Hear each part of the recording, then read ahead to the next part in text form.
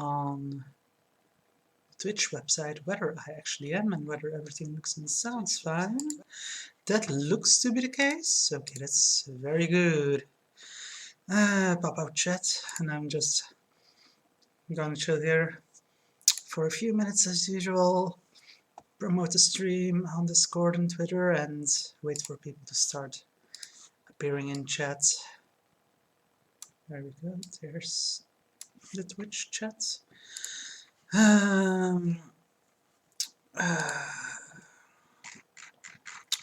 Where's my last going live message?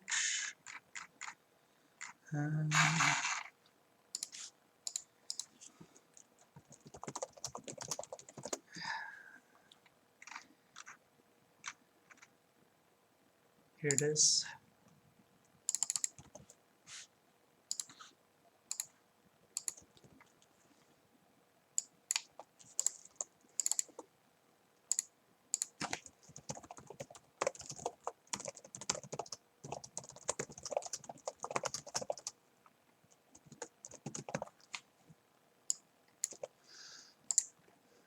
Leisures with Larry Tree. Passionate Patty in pursuit of the pulsating pectorals. That is the title of this game we are going to play.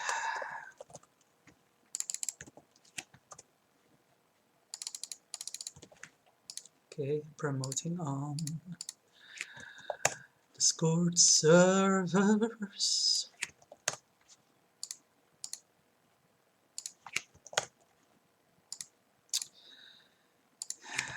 Here we go, here we go, here we go. Has anyone shown up in chat yet? No. Give people a bit more time. As always. I know you folks need a while to see that I've gone live and actually get in here. That is no sweat off my back. I'm being weird, sorry.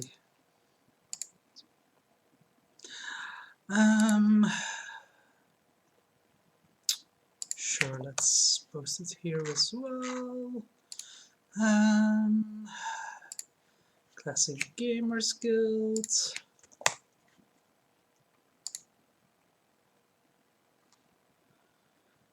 Yep.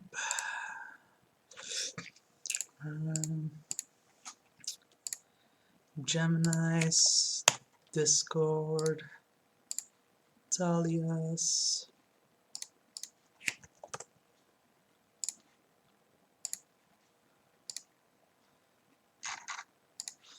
Nearly done with Discord promotion.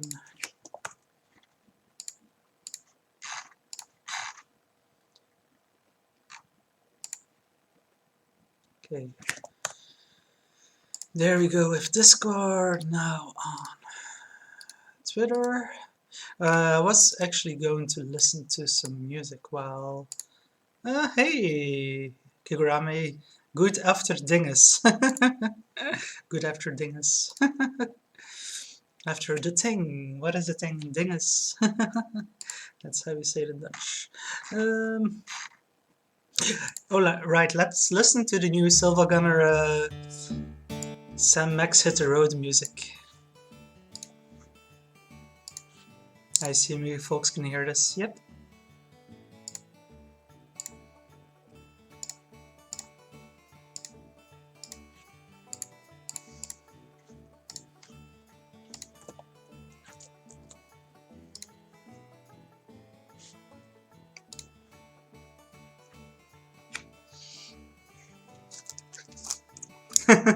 You're bringing the word dingus back. I don't know, it's always been a thing. If you can't think of a word or just want to say that thing, dingus. Oh, sure, yeah. Dingus. I don't think it's ever gone out of style or... Man, it sure is bright here, that window. Maybe I'll close the curtains at that in a moment. Hey, Anna!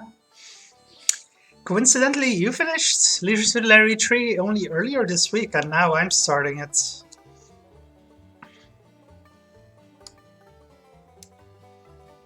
Oh, and hey, Steven. Oh, this Thursday you played all of LSL 3 and now I'm starting it. Well, now two people in my chat have finished this game this week and now it's not going to be special anymore when I play it. Aww. Oh well. I don't know if I'll be able to finish it in one sitting, but Silver Gunner. I don't know if I'll be able to finish it in one sitting, but I'm going to try, and then maybe tomorrow or early next week we can start with 5, because 4 is still missing, you know. That's okay, Stephen. Life's busy. I'm gonna close that curtain a bit because it's too bright. Too bright.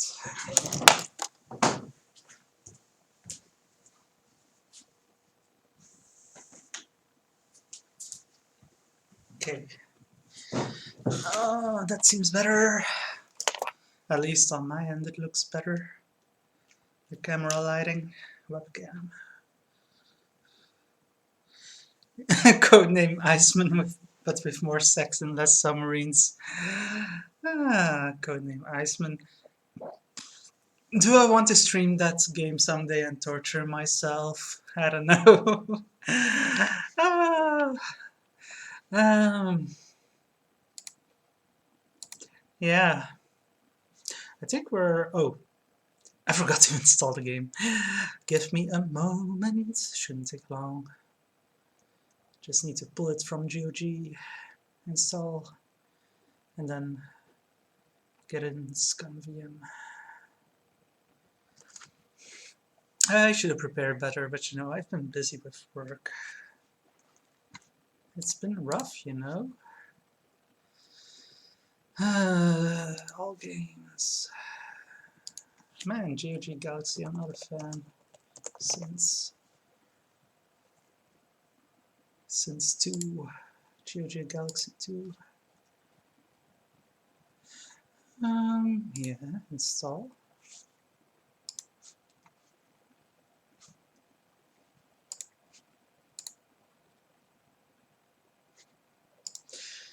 Oh, Hero U is updating. Let's just put that one on pause. I want to install Leisure Suit Larry 3 right now, not update Hero U. I know you think it's more important, GOG, but yeah, I'm calling the shots here. Man, that is a slow download. Internet really is messing up everywhere. Or I don't know, GOG maybe server issue. But the downloads, oh, there it's climbing a bit. No, now it's dropping again. I don't know. Slow download, but it's nearly done. Because it's not a big game, because it's old.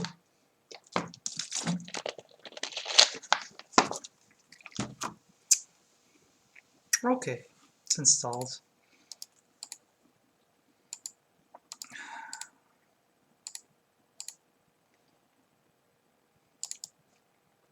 Let's edit. Add it to ScumVM.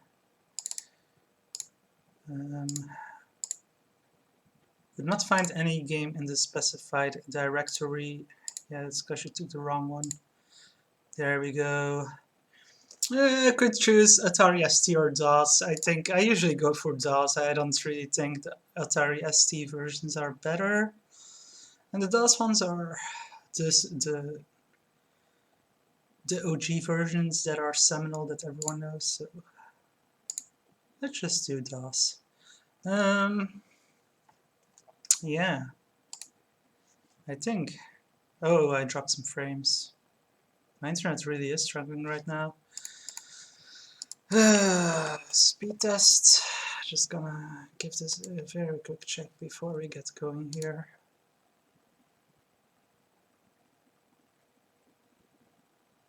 What say you, speed tests?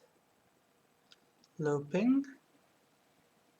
Download seems okay. Like not as high as it should be, but it's not too bad. Okay, whatever. Let's.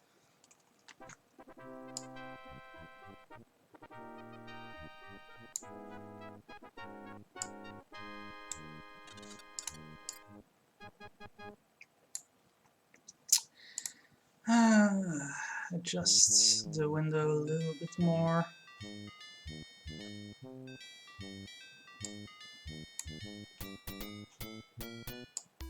Oh, it's already getting into it.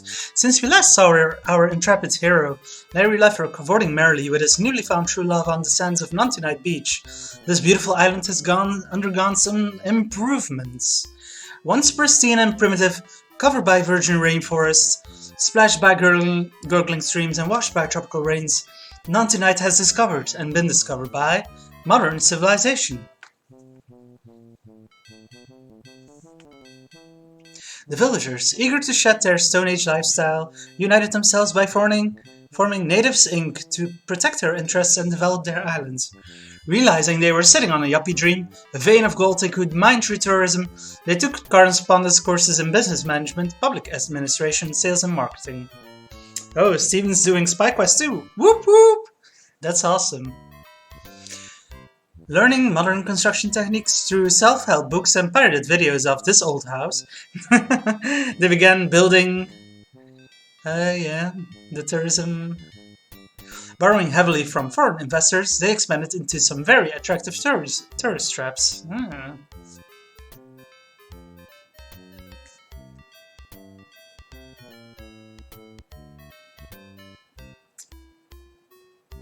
Holiday homes being built on the volcano site there, and hotels on the beach. But growth really exploded when they discovered the holy grail of modern marketing, the wonder of timeshare.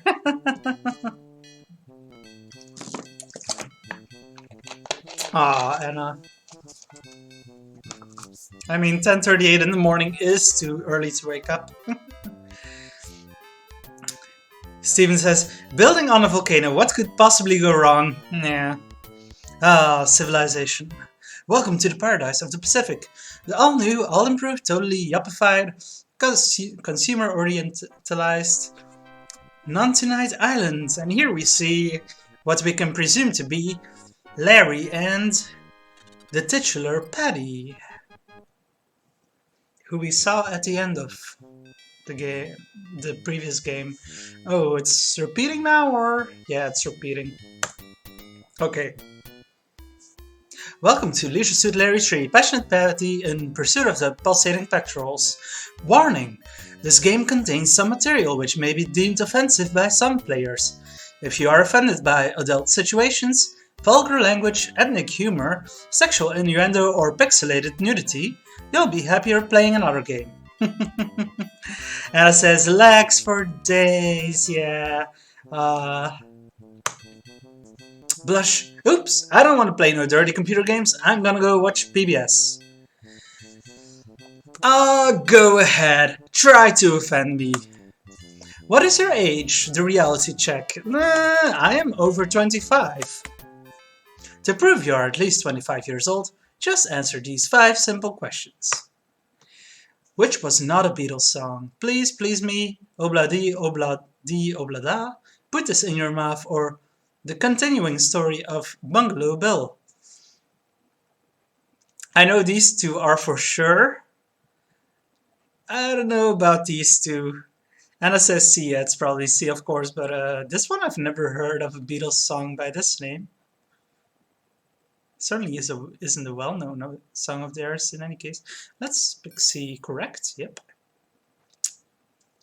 Pearl Harbor is best known for A, being a great place to shop for necklaces, B, her 5 years as a Washington sea madam, C, being bombed during World War II, or D, her singing voice.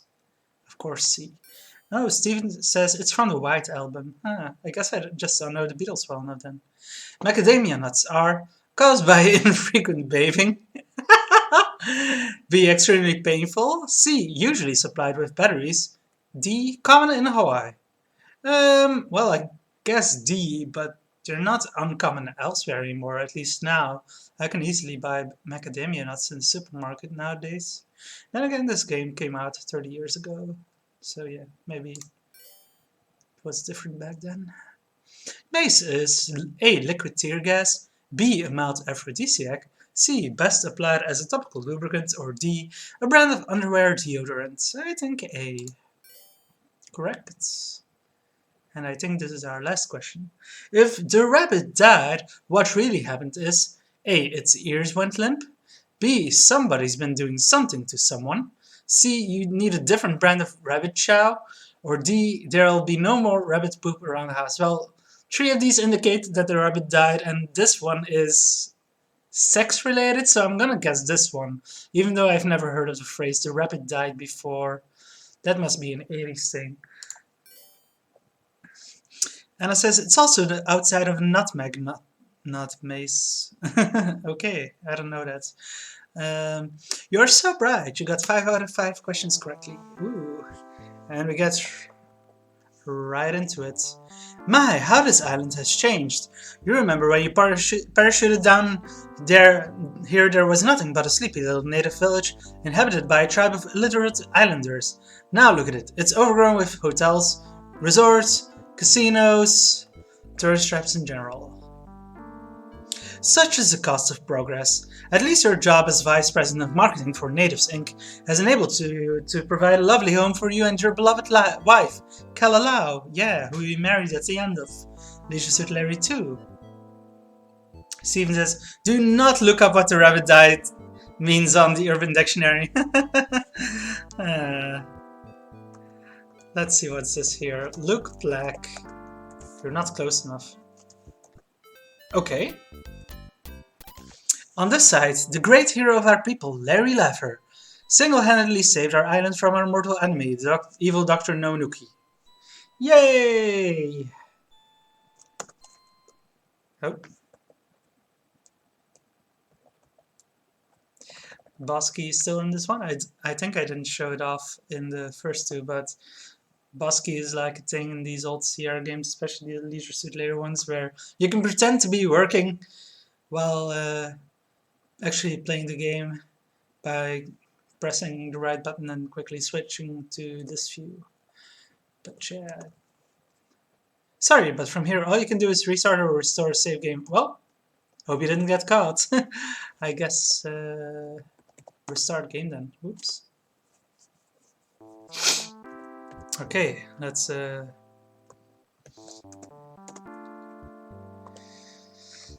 this again then. Luke Black.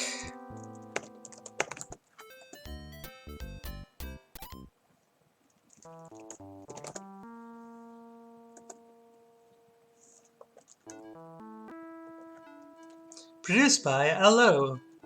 Look telescope? Binoculars, yeah. Couldn't think of the right word there. Steven says, TLDR, a woman is pregnant, determined by accident actually killing a rabbit. Okay. What the hell? And it says, is there any other way to find out if a person is pregnant, lol? And then the 32-bit kid just goes... And Navi says, I walk in on bunny pregnancy tests. Blame Leisure Suit Larry 3. Look binoculars.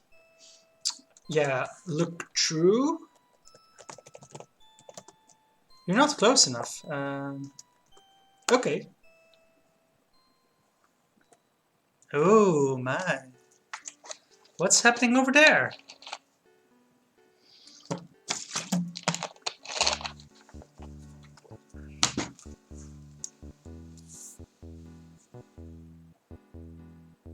Oh my.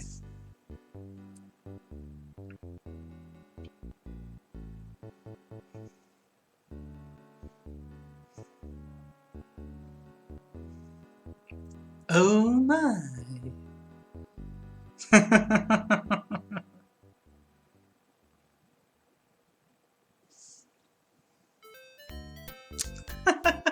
You wipe the sweat from your hands as you remove your eyes from binoculars.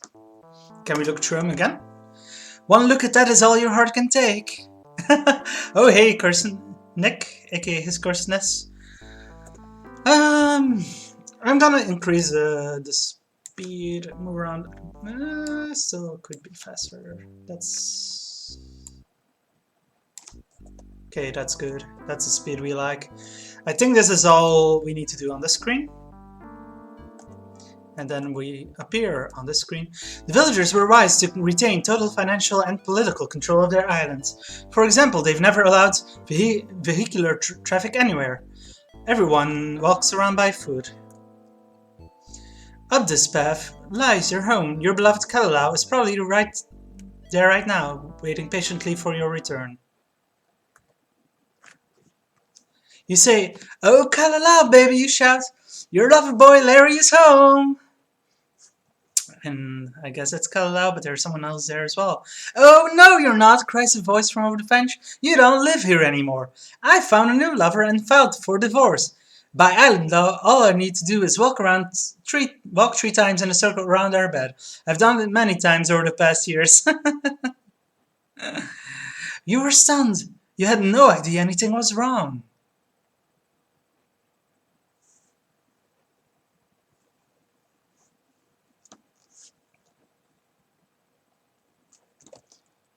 "What do you mean divorce? Walk three times? Oh, Kalalau, say it isn't so."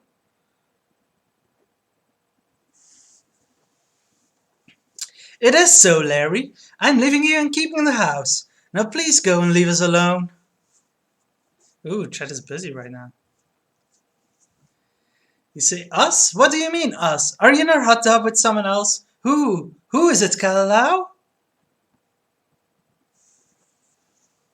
"I'm with Bobby, my new lover," she responds hurtfully. "Bobby is able to meet my needs where you never were. You'll never bore me to sleep again, Larry Laffer." No, harsh, but yeah, that's Larry. "Kalalau," you cry. "How could you possibly leave me for another man?"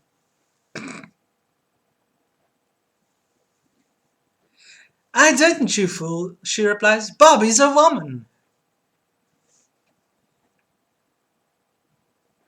Poor Larry. Not only does Kalalau no longer love you, she's fallen in love with another woman.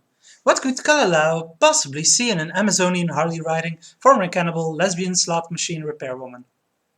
We'll never know. Literally, we'll never know because we don't ever talk with Kalalau again. If you type talk Kalalau. "Oh, Kalalau," you cry. "Is there anything I can do to win you back?" There is no reply. Yeah, no reply. Chat. Chat is busy at the moment. Um, what have I missed? Neverclink asks, "Wait, your player is Larry?" Well, it is a Leisure Suit Larry game, a series. So we start the game. In three, we start the game as Larry, and then halfway through thereabouts, or a bit over halfway through, we switch to the titular character for this game installment, Passionate Patty. And then in Leisure Suit Larry 5, Larry and Patty, you also switch between. Yeah. And then people are going about how he has a dead body. Yeah, he's got a bit of a chubbiness. We'll fix that later in this game, too. Yeah, he got a dead bod and is now divorced. It's been 5 minutes since you saved your game. Wow.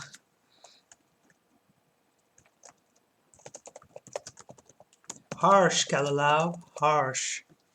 Still catching up on chat. Is this kind of like Mario Bros, where every Larry game starts out with him being divorced and he has to find love again? Yeah, pretty much, pretty much. He's always left by the person he's with, or well, it's certainly like at the end of Leisure Suit Larry 1, we get together with Eve. At the start of Leisure Suit Larry 2, Eve goes, "Who are you?" So she doesn't want us around anymore. Because Larry moved in with her, but she's like, "No, we're not a thing." And then, so at the end of Leisure Suit Larry 2, he gets together with Kalalau, they actually marry, and she divorces him here at the start of 3. Then, Passionate Patty, in this game, they get together, but they actually don't marry, they're just a couple. And then in 5, they're I think they're still together, but they're I don't what's it like in 5 again? Um, trying to remember. I don't think Betty has left him in 5, but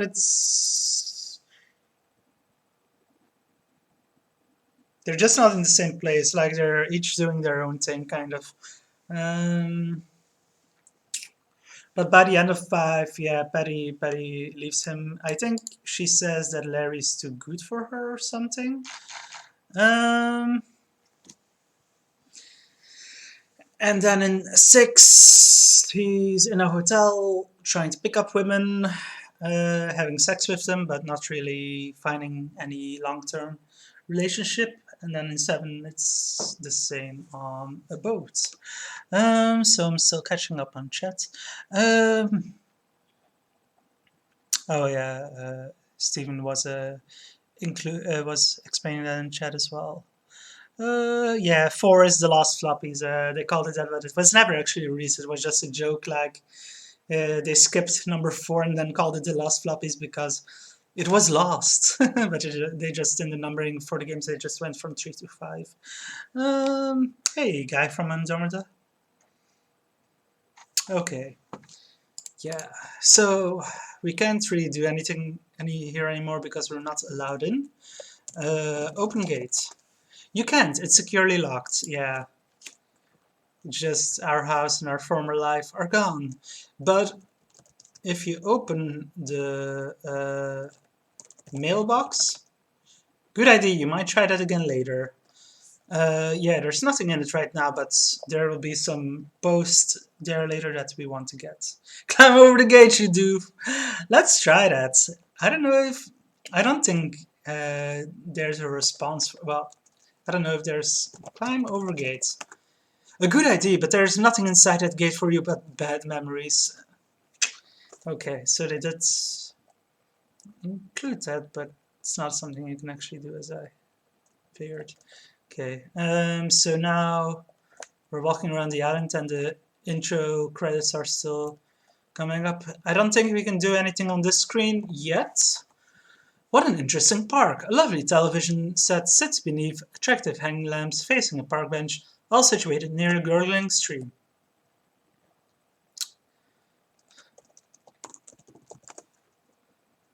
Yeah, I'm not going to read every Luke message because then it would take a long time. Recovering from Kalalau's shocking news, you carefully consider the alternatives. I suppose I could go into mourning, you think. Mope around all day, sit in my room, rent lots of videos, things like that.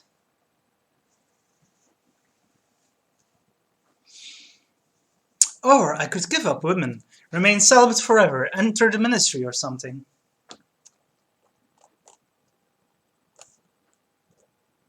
Wait a minute, what am I thinking? No way, not me, not Larry Laffer. You know, this island is a perfect location for a sophisticated single swinger like yours truly.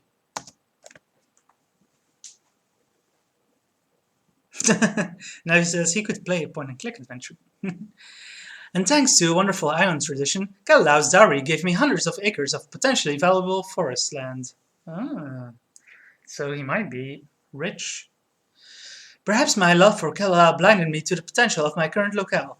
Where else could I find more women than at a tropical resort? And you'd think every one of them came here seeking just one thing: a good time.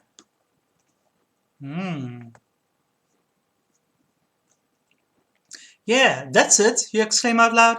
I've had it with monogamy, marriage, long-term relationships, commitment. And it's getting dark in here. I'll probably turn on the light in a moment. So be it. My life's new goal will be to allow as many women as possible to enjoy me while they can. And then a phone booth appears for some reason. And he changes back. He's back! Into his leisure suit. Look out, girls! Just when you thought it was safe to dive back into the gene pool, the original swinger is at it again. And now Clink goes, what? Okay, yeah. Be right back in a second. I'm gonna turn out the light and plug in my laptop charger.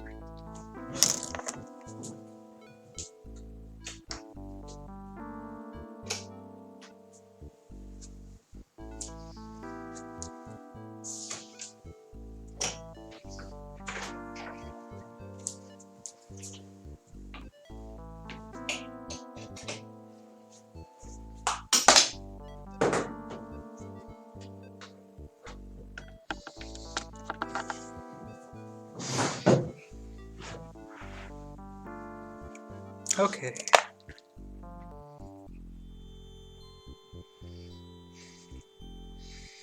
There we go. Look. So there's an office building to the northeast and a strange large blue structure to the southwest. Everything says EJA games where everyone has sunburn. Well, especially in this one. But yeah, that's kind of a thing, weird skin coloring. Look. Ahead of you lies Fat City, the island's famous health spa. Is that symbolism or what? Yeah, so we'll be coming back to Fat City later. Steven says, we'll be back in an hour and a half or so if the stream is still going better, and it should be. Have fun tonight, we will. See you later. Can't go to the left of here, so there's nothing for us to do at Fat City right now, I believe, so we'll be back there later. Graphics by Williams Kervin. Down this path lies your office. Say, what about that cute little redhead in accounting? You've always wanted a chance to balance her figures. Well, let's go to the office then.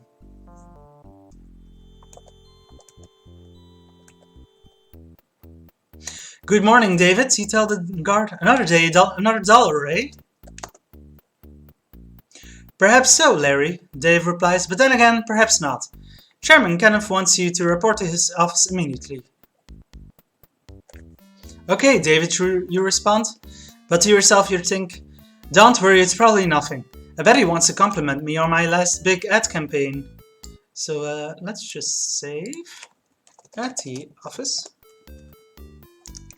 And so this is Ken Williams' character, Kenneth, who used to be the chieftain, well, the chief of the island natives, and now I guess he runs Natives Inc., their corporation. Good morning, Mr. Leffer. Chairman Kenneth growls. It's so nice of you to fit a little time into your busy day to drop by and see us here at Natives Inc. Please have a seat. Alexander says, I would love to play a properly differed art style EJA game on a CRT again. 320 times 200 scaling is hard, yeah. Of course, the way we see it now is not exactly the same as it used to look on the original CRT screens of the day. Anywhere but on my couch, he concludes. So he wants us to sit down somewhere, but not on his couch. Well, oops! Sit in a fountain.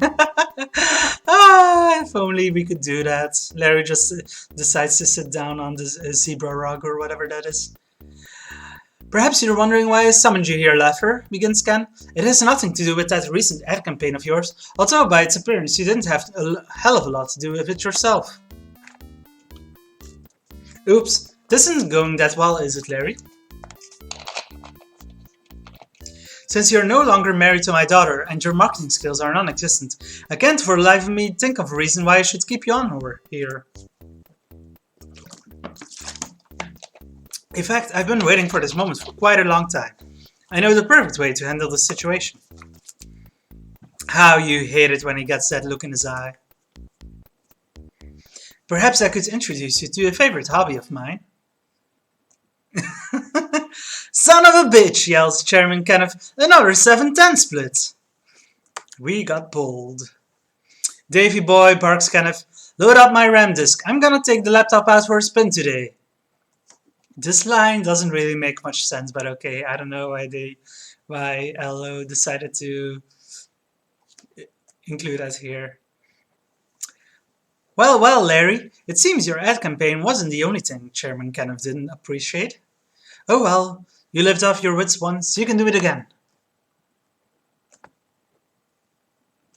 You shake the haze from your brain, slowly rise to your feet and stumble groggily outside. That was humiliating, Larry. You vow never to work for him again. Okay, so we got fired. Talk guard. Hi, Dave. How's it going? You attempt to be cheerful. May I go inside? Absolutely not, replies Dave. I'd like to keep my job here, Larry. Not like some people I know. Yeah, look. Pins? Look, bowling pins? Oh yeah, well I've got your bowling right here. I guess it doesn't understand bowling pins. But they look special, like they're bowling pins with like palm trees at the top of them. Look, the reception area contains a few chairs, tiger skin rug, and a guard. Well, there's nothing here we can do, nothing else we can do here anyway. So let's leave the office.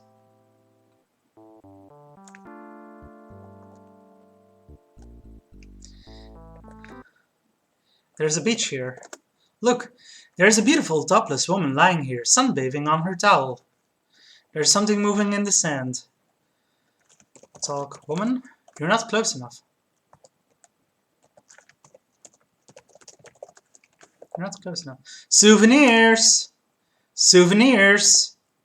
Get your genuine non-tonight souvenirs! Puffy says, something moving in the sand, huh? You'll see in a bit what's going on there. Oh, wow, explains Tony. I guess that's the woman here. Souvenirs! What you sell? She asks the peddler. Genuine plastic souvenirs, handmade in the city of... What was that? Asks the girl. Hong Kong, the vendor mumbles under his breath. Oh, no matter, as long as they're genuine, give me several. You never know when I might get back this way, and I just love buying souvenirs. Altogether, that comes to, the peddler pauses, considering what the market will bear, $300 American, and I'll cover the taxes for you. Really? That expensive? Well, okay, if you say so. Hey, thanks a lot, says the vendor. Have a nice day. So she just bought some souvenirs. She was very keen on that. Before speaking to a woman, it is advisable to look at her, Larry. Look, woman. Hello, you say to the beautiful young girl on the towel. My name is Larry, Larry Laffer. Hello, Larry, replies the blonde. My name is Tony. Oh my. Wow, she looks even better vertical. Bet she has a great horizontal hold. Some underboob here. Talk Tony, now that we know her name. Before you speak, you look straight into her eyes. You say, have you been to that new downtown non-tonight mall? No, but if I ever find it, I bet I could spend my whole vacation there. Have I mentioned to you that I will be coming into a major real estate holding? Is it a shopping mall? So she cares about shopping a lot, I think you can tell. Yeah, the mall thing again, yeah. So let's look at our inventory. Oh. The hell you say? I guess we can't look at our inventory right now. You're carrying nothing. Yeah, so we need something to make her like us. And what would she like when she is into shopping? As much as you hate to, you stop looking at the beautiful Tony.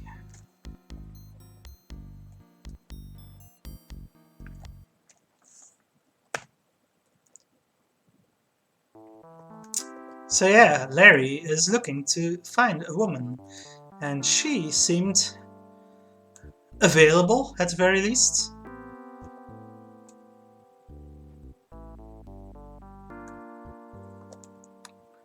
So I think by now the thing that we have been waiting for in the mailbox back at our old home should be here. Look, mailbox. Yes, it is a mailbox. Open mailbox. Look, mailbox. Yes, this is a mailbox. Get letter. Eagerly, you take the envelope from the mailbox. Could this be that big break from Ed McMahon you've been hoping for? Say, it's an answer from that credit card company whose application you mailed only 15 weeks ago.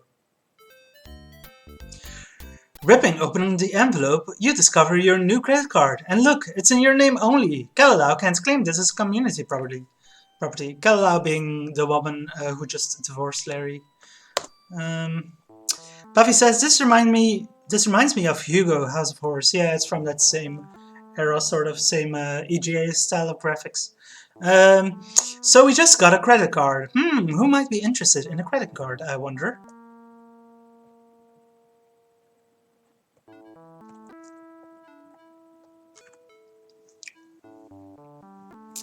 Navi says, wouldn't Larry need to sign the divorce papers? Yeah, well, that's the thing.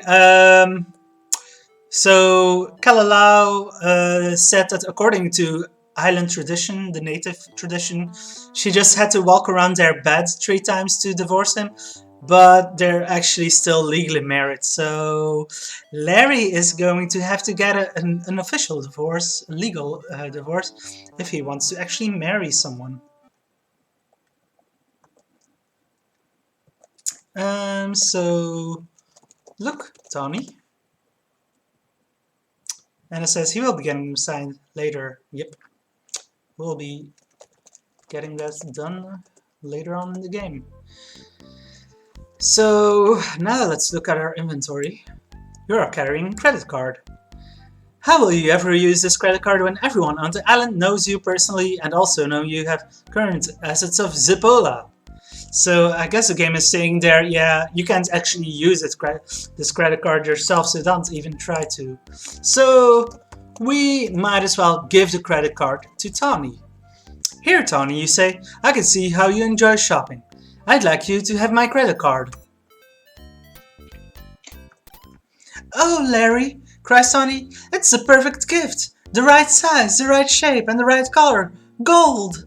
And I think I know the perfect way to express my appreciation to you too. Come here, big boy! Oh my, what's gonna happen? Oh my, they're getting hot and dirty! Oh my. Souvenirs! Souvenirs! Get your genuine non-tonight souvenirs! Oh wow! Exclaims Tony. Souvenirs! What you sell? Tony yells at the peddler. The peddler smiles. I have some fine Ginsu knives. Excuse me for a moment, will you? Tony asks you. Something else has popped up.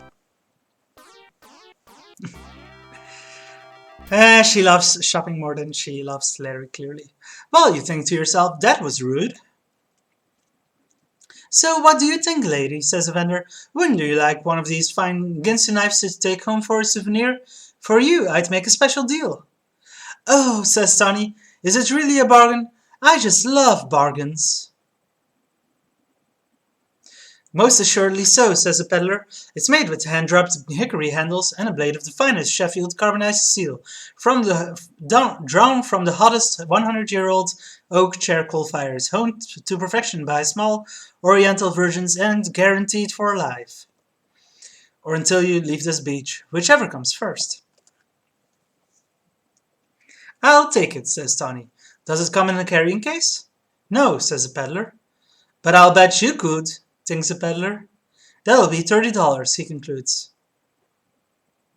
Well, let me see now, replies Tawny, digging into her bikini bottoms. Oh gosh, I've only got 20 bucks in cash left. But wait, I do have this nice shiny new credit card. Turning to you, she says, hey, hold this knife for me, will ya? We got a knife. Thanks ever so much, madam, says the native, sliding his imprinter over your former credit card. It's a pleasure doing business with a real pro.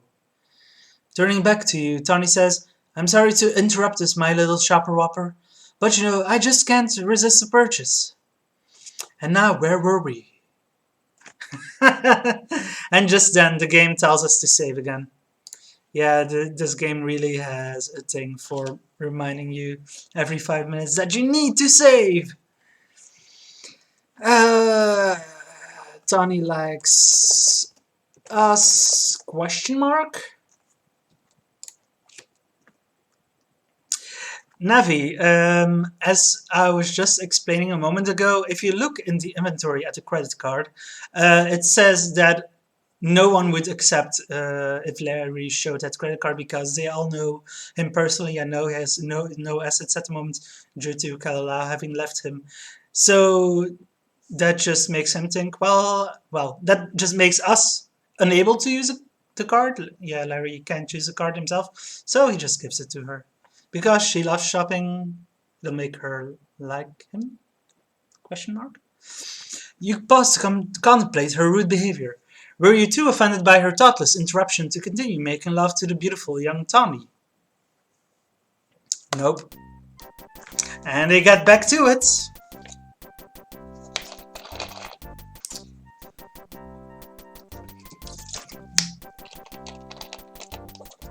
Remember that message about something moving in the sand earlier? Suddenly, you become aware of hundreds of tiny sand crabs that have been crawling inside your leisure suit pants since you first lay down on the sand. Yow! You scream. Quick! Get off of me! Is my love making that good for you, my little middle-aged small man, says Tony. And he does the jiggle. Son of a bitch, you cry. Tony, I've got a terrible craze of crabs. And he literally pulls out a crab.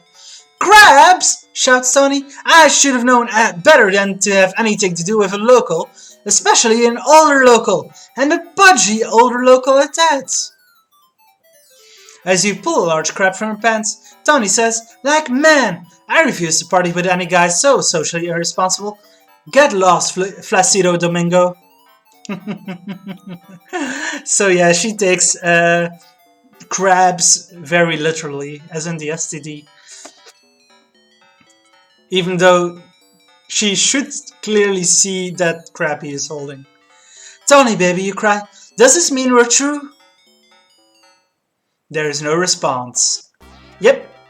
So Tony didn't work out. At least she only took our credit card in the meantime. Look, Tony. You wonder if she still has that $20 she got in change from the souvenir bead vendor. He's really hurting for money. Talk, Tony. Oh wow! Exclaims Tony without looking up. Souvenirs, what you sell? She turns her head and recognizes you. Oh, it's you again. Leave me alone, you creep. Obviously, she still remembers you, Larry. If only you had some sort of disguise. The game is implying that we could do more with her if we had a disguise. Maybe we'll see about that later. Hey, Lucy, we're not that far in yet. We pretty much started the game. The non-tonight island has been made into a tourist trap by the natives. Kalalau, who we married at the end of Leisure Suit Larry 2, divorces us. We got fired by the former chief, now head of the natives tourism corporation, because we're no longer married to his daughter, and our marketing skills, he was the VP of marketing there, Larry was, are non-existent, so we got fired, and now we just got rejected by Tommy, who we were trying to, well, Larry made, she's really into shopping. He gave her his credit card so she would like him, and they started getting dirty, rough and dirty here on the beach, but then Krabs got into his leisure suit and she thinks he has an STD, so Tony doesn't like us anymore. But maybe if we put on a disguise, maybe. So let's look at our inventory again. For some reason the game won't accept it being written in the parser like in previous games. But now we are carrying the Ginsu knife that she bought while we were getting hot and dirty and gave to us. So this knife would be perfect for slicing your Ginsu if it weren't so dull. What the hell is a Ginsu anyway? So yeah, the knife is dull, but we can... Oh, I didn't mean to go in here. I meant to Use knife on steps. Hey, we want our R rating for sex, not violence. Use knife, sharpen knife on what? Sharpen knife on steps. Okay. You rub your dull Ginsu knife back and forth on the smooth concrete steps of the casino. So yeah, that's how we sharpen a knife. Stab Tawny. Now that it's sharp, maybe we could. Much to your surprise, it becomes razor sharp. Without thinking, you hastily shove it back in your pocket. Ow! Well, let's go see what happens if we try to stab Tawny. Yeah, Lucy, you're saying that you started playing this last year, but you got bored. You couldn't see items pick up. Yeah, if you don't know this game, it's difficult. Just like to. Um, so use knife on Tawny. So you want our rating for sex, not violence. Give knife to Tawny. Can we return it? No, she just doesn't want anything to do with us.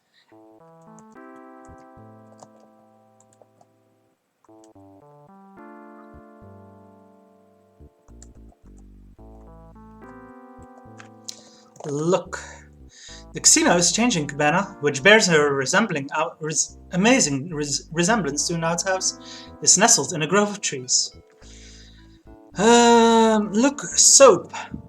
There's a bar of soap that's hanging from a rope that's looped over a nail that's driven into a board that's attached to the wall that's at the end of the cabana. Take soap. Okay. So yeah, we can just take that. You grab the unusually shaped soap on a rope that hangs above the sink.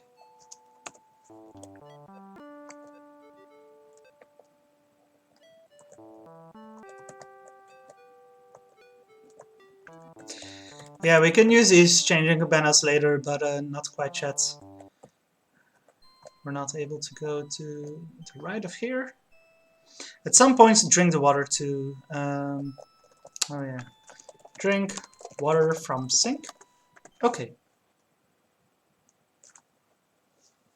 Ah. Yeah, that gave us points. I forgot about that. So...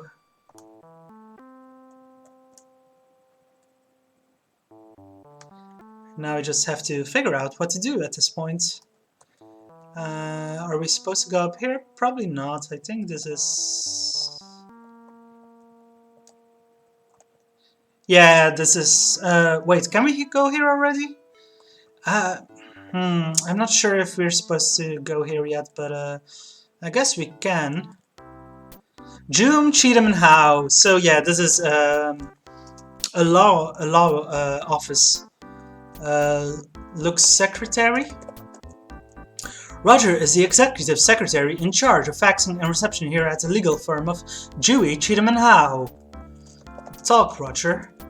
You're not close enough. The receptionist seems to be busy right now.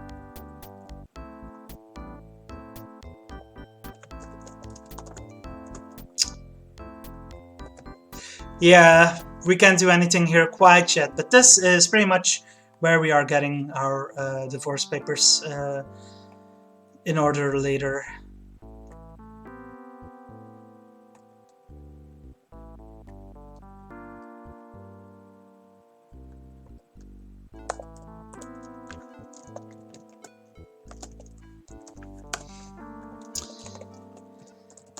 Yeah, there's some wood to pick up here. Thank you for reminding me of that, Anna.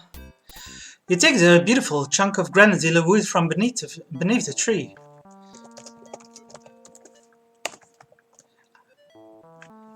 Another autosave message.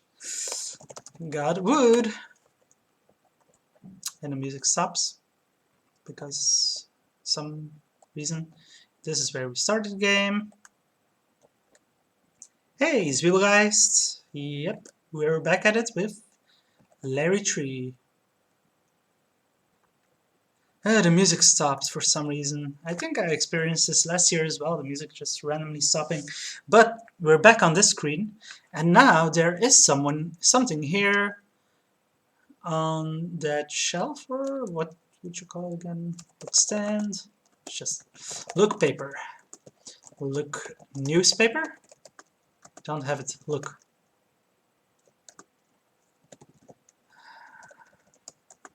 I thought it was no look pamphlet. That's what I think. No, it's look flyer. Take flyer. I thought it's supposed to be a flyer or something. Yeah, look table. Yeah, that's. I was just thinking wrong. There's a newspaper lying on the table. See, it was a newspaper, but it wouldn't let me look at it. Take newspaper. Okay. So he took it. Now he's reading it on the bench there.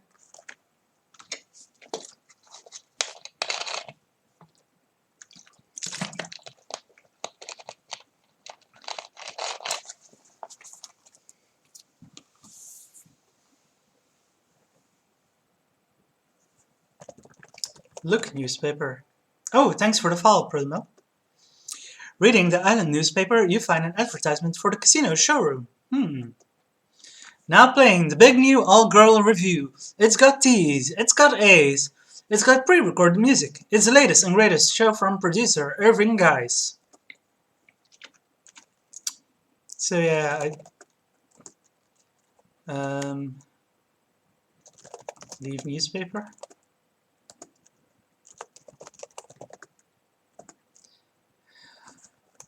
I don't remember. What? No. Don't remember to how you stop reading.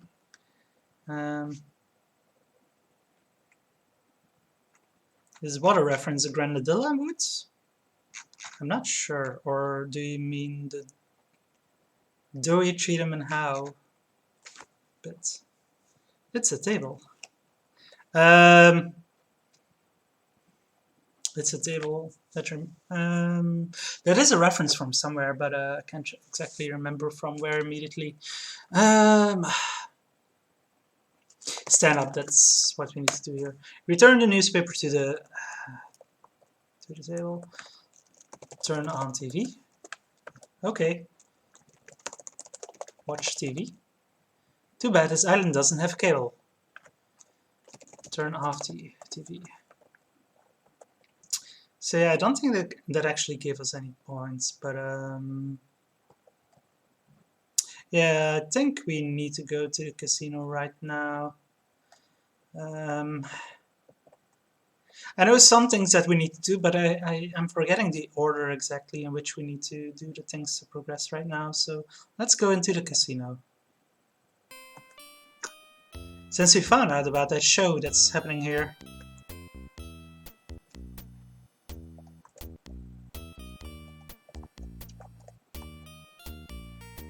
Google just wants to tell me about Excel tables.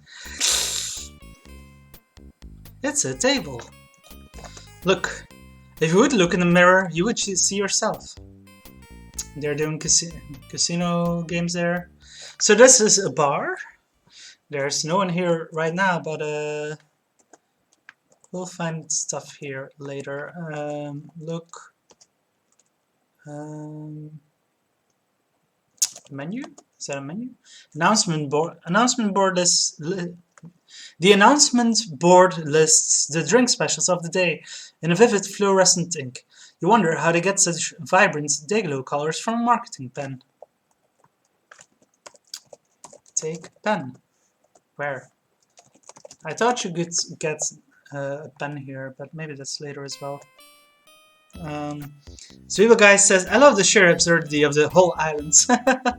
Yeah, that's certainly true. So yeah, the showroom is this way.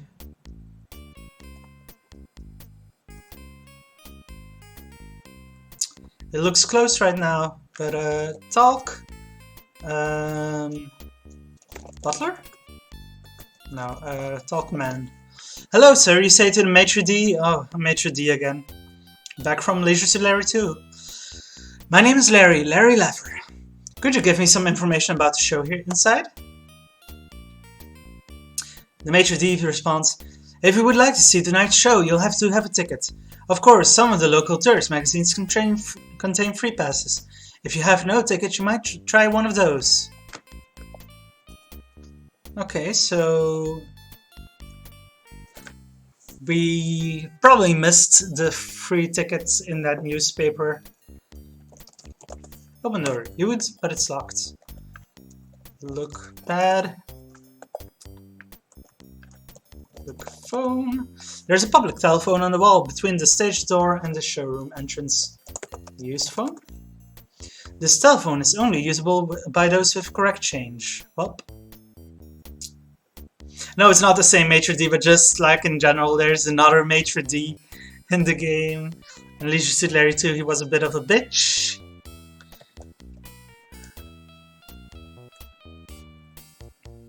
It's in the manual, isn't it? Yeah, you're right, it's in the manual. I forgot about that. We actually do need to look at the manual. I'm gonna get the manual from GOG.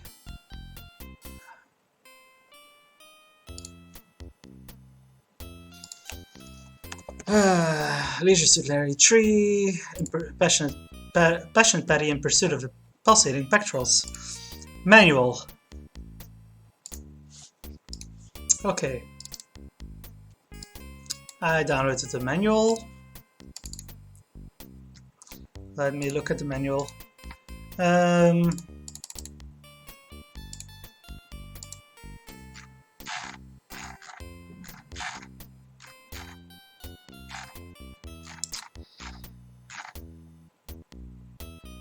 55811. Non-tonight admit 1 show pass. 55811.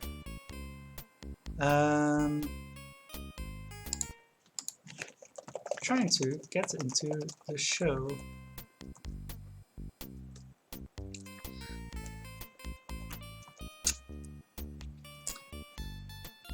Do we need to tell him 55811? I'm forgetting it. Man, it's been a year since I've played this game. But so many details escape me so quickly. Tell Maitre D5.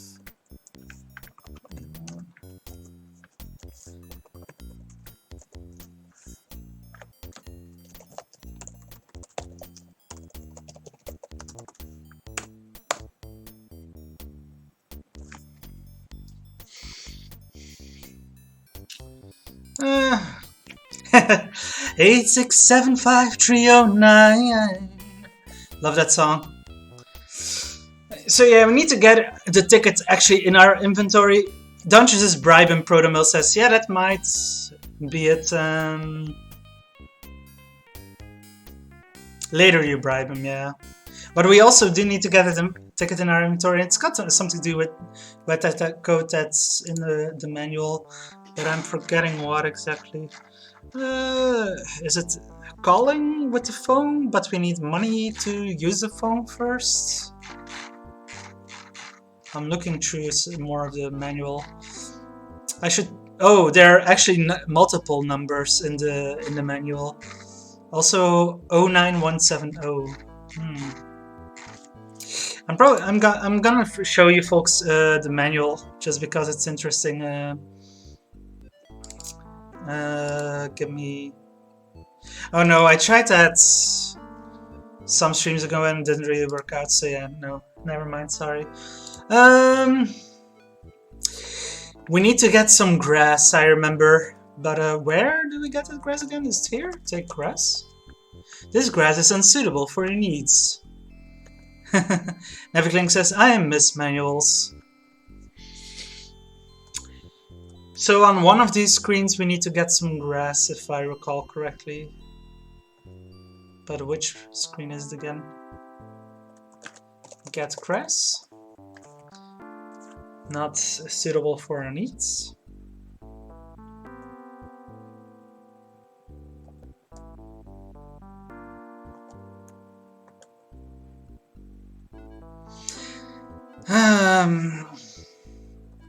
And And it says, that's what I loved. Playing the manual, reading the manual when the game was new, playing the game, then reading the manual again. Yeah, I also always loved manuals back in the day.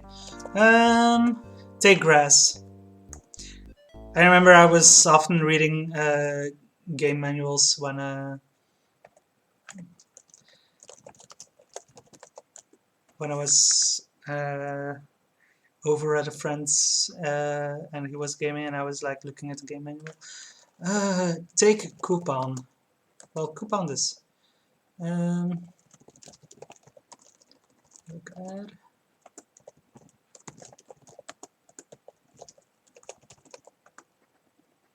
We find an advertisement for the casino showroom.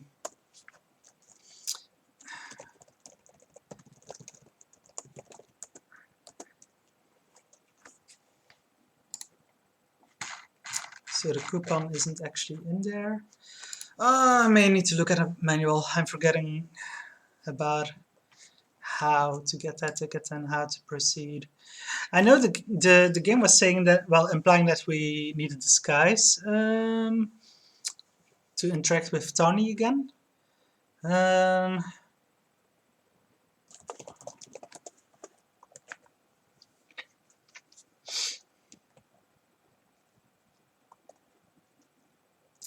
The music stopped playing again. It's always when you go to that one screen that the music stops playing again. I think it'll reset if we go into the casino again.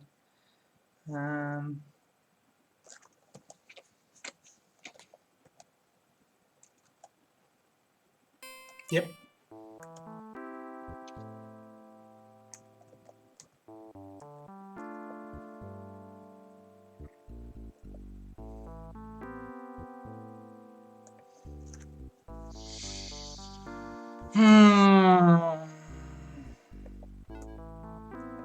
It's after you show him the ticket and you need the numbers from their instructions. Okay.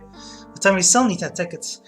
I'm gonna look at the walkthrough just because my memory isn't cooperating as much as I would like and I'm forgetting how to proceed from this point. So Leisure Suit Larry 3. Yep.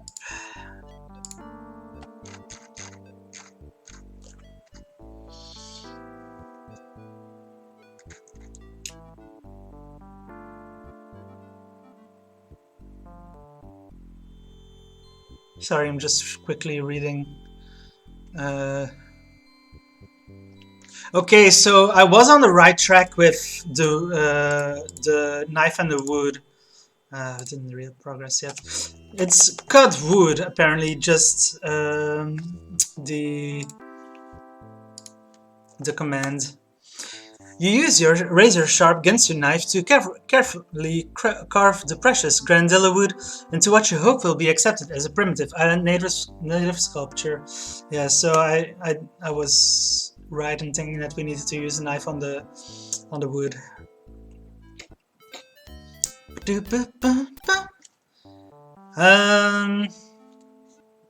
Let me just look at the walkthrough for one more thing.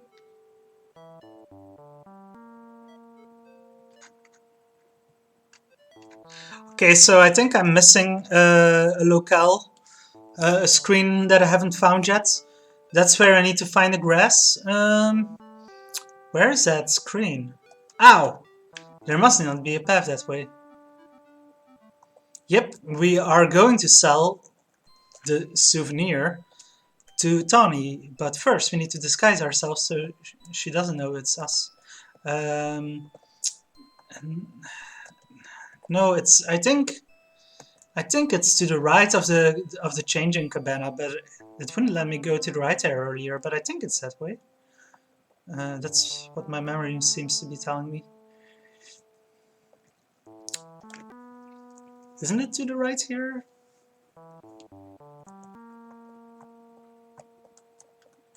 I guess not. Where is that? The screen with the Chippendale. That's the screen I'm trying to find.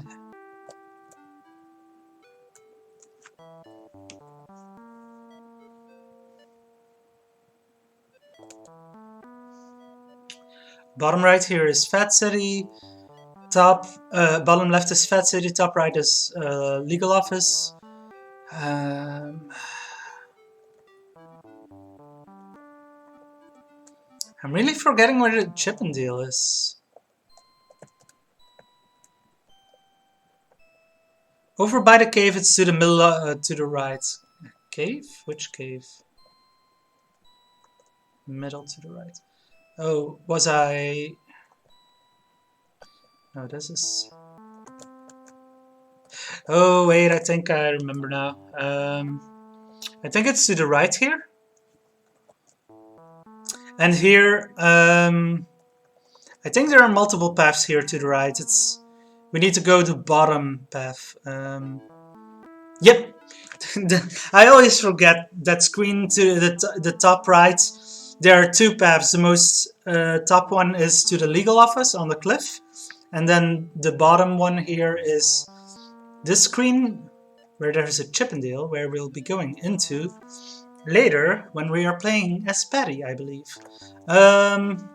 So look, grass.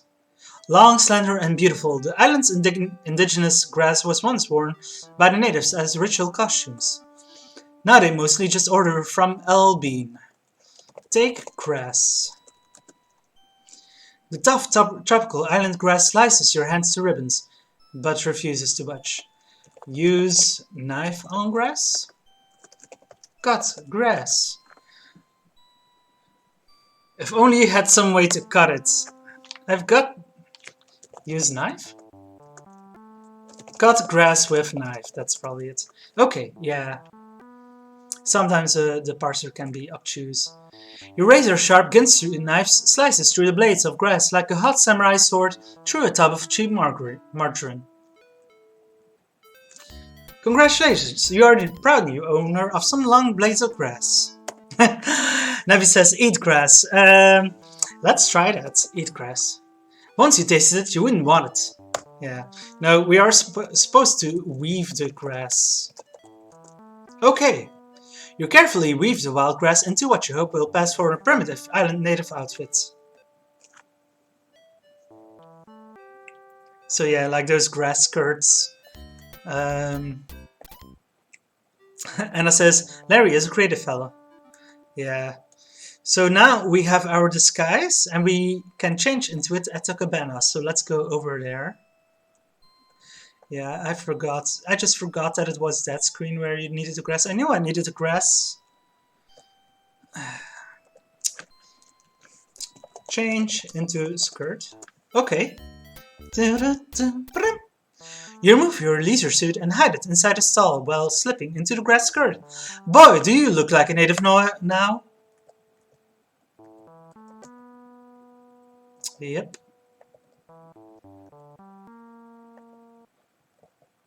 And we're back here. Souvenirs! Souvenirs! Get your genuine non-tonight souvenirs! Oh wow, exclaims Tony. Souvenirs! What you sell? She asks the peddler. Genuine native islander designer labeled erotic carvings for only $20, you cry. But you'd better hurry, I only have one left. Well, says Tony, I might be interested. Does it have any special features? Your disguise seems to be working, Larry. Tony doesn't recognize you. I'm glad you asked, you respond. There is one small part that might attract your eye. Son of a bitch! It's a deal, she says. I don't know much about art, but I know what I like. Yeah, she likes the... Woo-hoo. You're lucky. I'm down to my last $20, says Tony. Here you are. Thank you very much, miss, and use it in good health. So we got $20 off her, and that's pretty much the only interaction we can have with her anymore. And now we can change back into our leisure suits.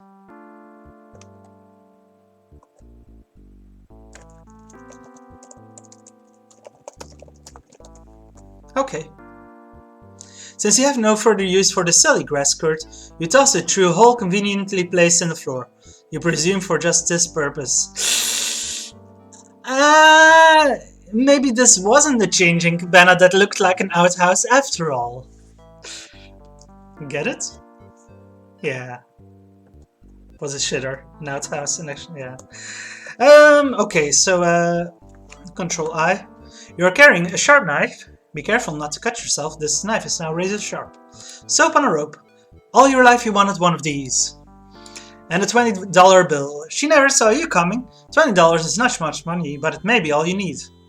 Yep, we got some money. And I and Prodamil are laughing. Prodamil says, can't believe I've played those when I was 10 or 11.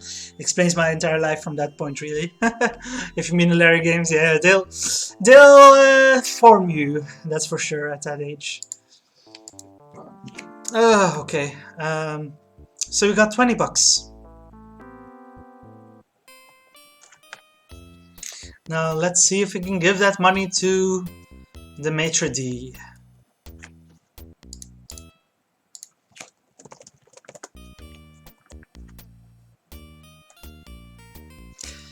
And it says, later on you can bribe the guy at the Chippendales, but I learned you don't have to use that money, lol, as Patty. Yeah, you don't have to bribe him, I think. Give money to Maitre. Why, thank you very much, sir. I'll try to keep your generosity in mind. Unfortunately, you must have a ticket or one of the casino's complimentary passes in order to gain admittance here. Do you have such a pass? If not, so now is the time to show it to me.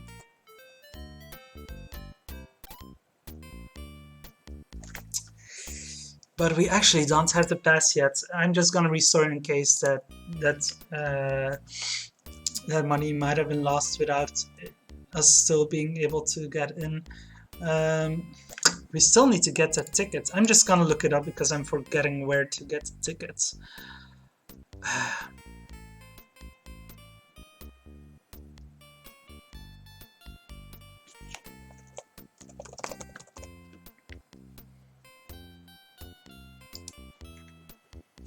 Okay, so apparently we need to do something that I forgot about.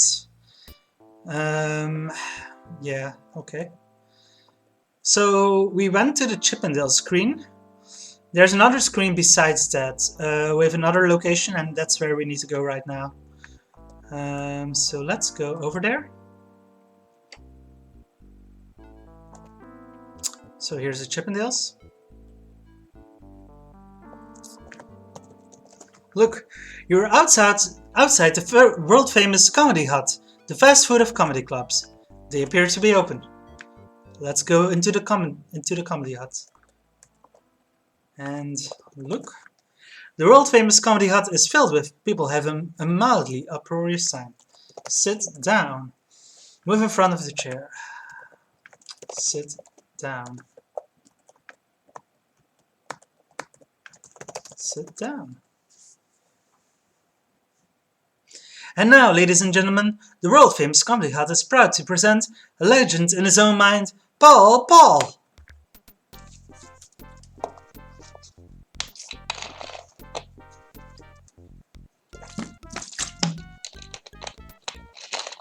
Good evening, ladies and germs, says Paul, always a snappy starter. Okay, folks, we're gonna try something different tonight. Tell me the name of your 3 favorite ethnic groups. It doesn't matter to me which you choose. I've got enough jokes to insult anyone. This might not have aged well, but let's see. Chat, tell me which ethnic groups I should enter. Number 1, which do we enter?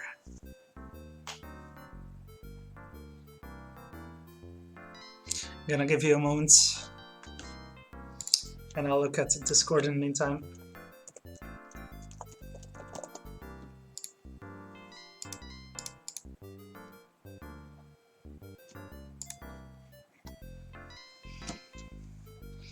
Lucy says, I think you get points if you watch the whole show. Yeah, I seem to remember that as well.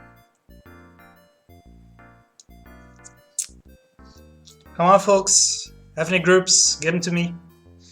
Who are we going to get jokes made of? Yars.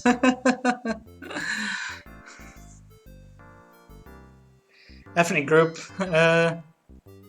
Guilders, sure. You mean the classic game guilders. Yars. YouTube Adventure Roundtablers. Who are the third? Who is the third ethnic group?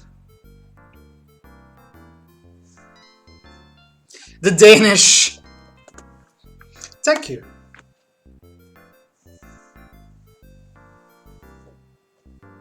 Did I tell you the one about the Ars guy who was messing around with his sister-in-law? He really had it in for his brother. Oh god. How can you tell the Ars pirates? He wears an eye patch on both eyes.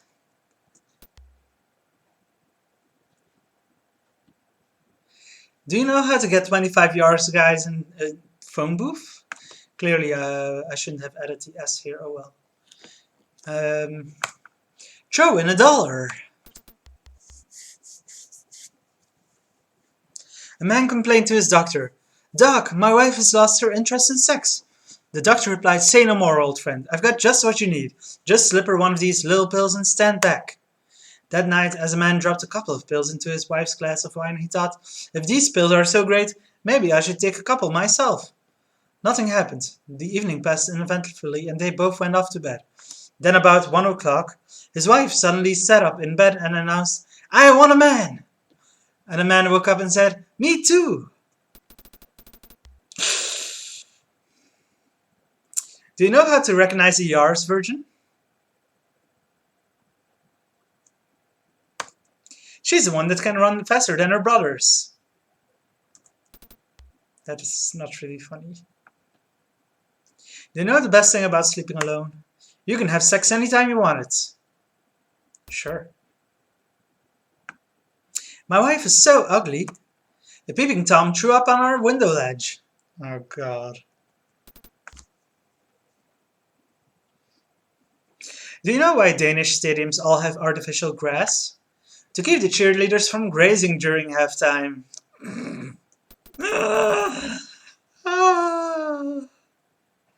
Have you tried that new Jewish-Japanese restaurant yet? It's called Sosumi. Do you know how to break a Danish man's finger? Punch him in the nose. So yeah, that is really difficult bit of the game to get through all these lame jokes. Did you hear about the Yars man who was so lazy he married a pregnant woman? An elderly couple were just finishing their annual physical exam. Their doctor proclaimed him in perfect health. The wife said, but doctor, what can we do? I'm afraid we're going to catch this AIDS virus. The doctor responded, don't worry, there's no way you could be in a high-risk group. But doctor, she replies, remember, we do have annual sex. Oh my god. Why did the Gilders pervert cross the road? Because he was stuck to the back of the chicken.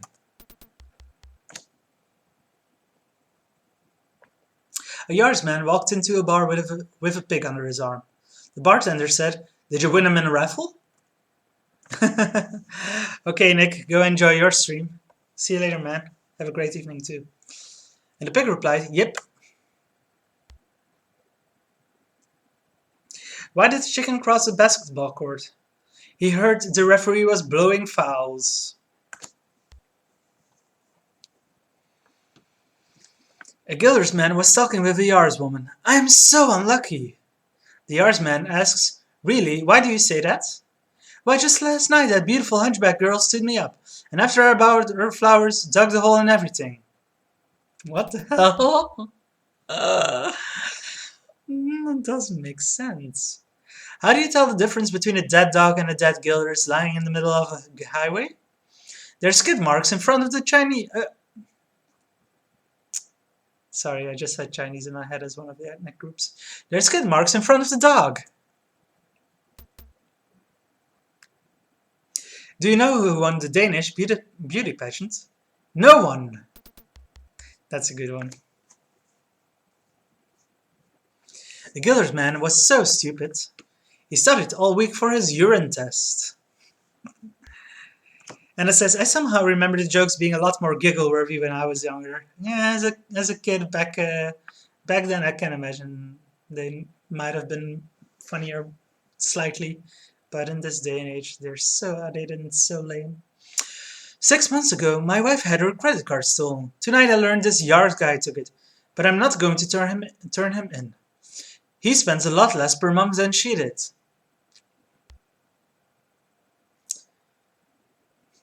Do you know where Yar's family hides its money? Under the soap.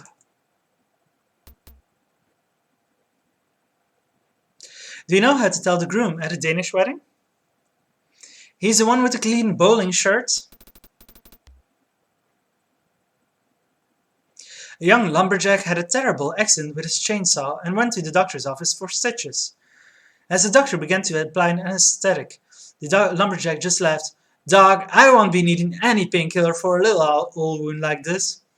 The doctor replied, Son, this is going to hurt a lot. Are you sure? Of course I'm sure, said the lumberjack. Why, my entire life I've only felt pain twice. Once when I squatted down to relieve myself in the woods and got my testicles caught in a bear trap. The doctor cried, My God, that's terrible. But when was the second time? When I reached the end of that chain. That one doesn't make any sense either. Once I had a great thing going with this Eskimo girl. Unfortunately, she broke it off. What did she break off there? Do you know the most dangerous job in a Danish neighborhood? Riding shotgun on a garbage truck. Do you know how to recognize the bride at a Giller's wedding? She's the one with the braided arm hair pits. Oh, okay. Did you hear about the Yars guy who won a gold medal in last Olympics? He had it bronze. That's a good one. This is taking ages though, wow. Do you know how they take a sensor in the Yars neighborhood? Can we actually type? No, I can't actually interact, so we have to sit through all of this. Do you know how they take a census in the Yars neighborhood? Easy. Flood the basements. Oh god. Do you know why the Gillers guys have been stealing all those police cars lately? They saw the 911 and thought they were Porsches. Did you hear about the unlucky Gillers guy? He filed for divorce because he lived in a 2-story house. One story was, I'm not in the mood, and the other was, I've got a headache. This is taking too long. A Gillers man called his wife and said, Honey, I'm at the doctor's office. He just finished my exam and says I've only got 12 hours to live. His wife replies, Oh, sweetheart, that's terrible news. What will you do? The Gillers man said, I thought tonight we should have one great last fling. Fancy dinner, a show, dancing, everything. Then we'll check into a hotel and make love all night. The wife replied, Easy for you to say. You don't have to get up in the morning.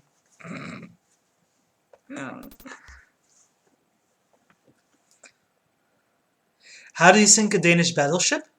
Put it in water. My wife bought us a new waterbed. I call it the Dead Sea. Oh. Release me from this misery. My god, this is taking way too long. What's the difference between 2 terrorists and 2 Gillers women with PMS? You could negotiate with the terrorists.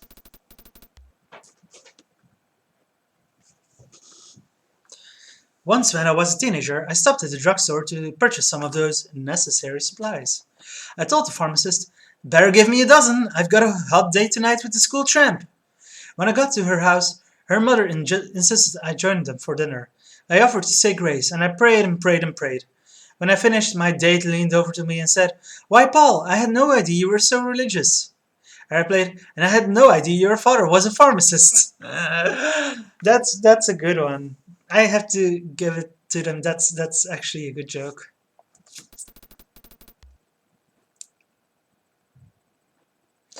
These 3 guys were stranded together on a desert island. The Gillers guys find Aladdin's lamp buried in the sand. He says, I wish I were home, and poof, he vanishes into midair. Well, the Yarsman grabs the lamp and says, I wish I were home too. Poof, he too vanishes, leaving the Danish man holding the lamp. The Danish guy says, Gee, now it's lonely here. I wish they hadn't left me. Oh my god. People are actually laughing in chat. And Lucy asks, is it okay that I found that battleship joke funny? Well, you know, everyone finds different things funny. That's fine. What is 2 hours of begging? Yars foreplay. A Danish woman on her way home from market was carrying a duck when a drunk staggered up to her and said, "Hey, where'd you get the pig?" The Danish woman replied, "You drunken fool, that's no pig, it's a duck." And the drunk said, "Quiet, Danish, I was talking to the duck."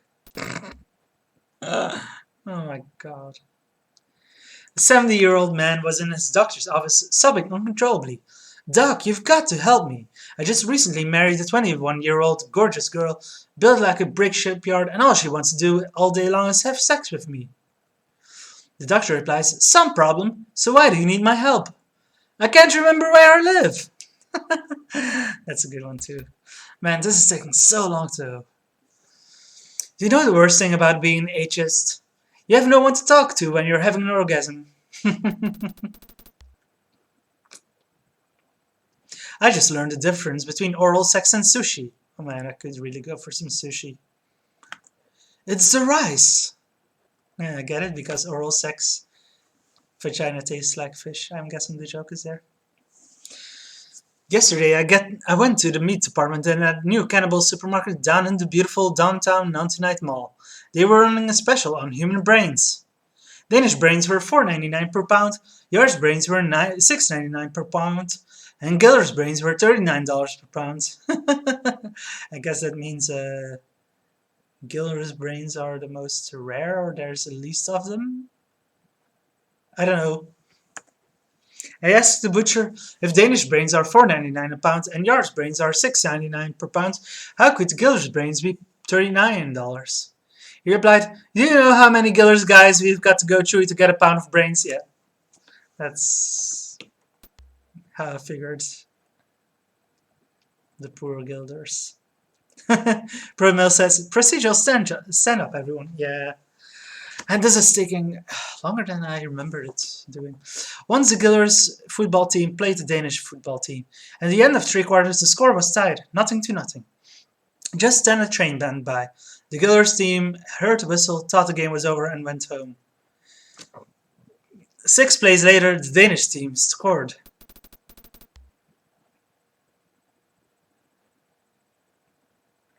And now says the comic, "Because you've been so patient, I like to do my famous impersonation of a duck." And it goes something like... This is actually the payoff, kind of. "Ladies and gentlemen, Paul! Look, he's getting a sitting ovation." Yeah. Just ducky.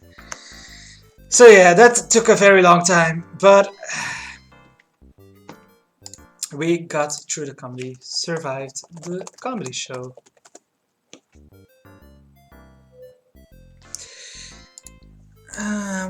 Forgetting if there's anything else. Oh, I forgot to... no, wait, talk, Al.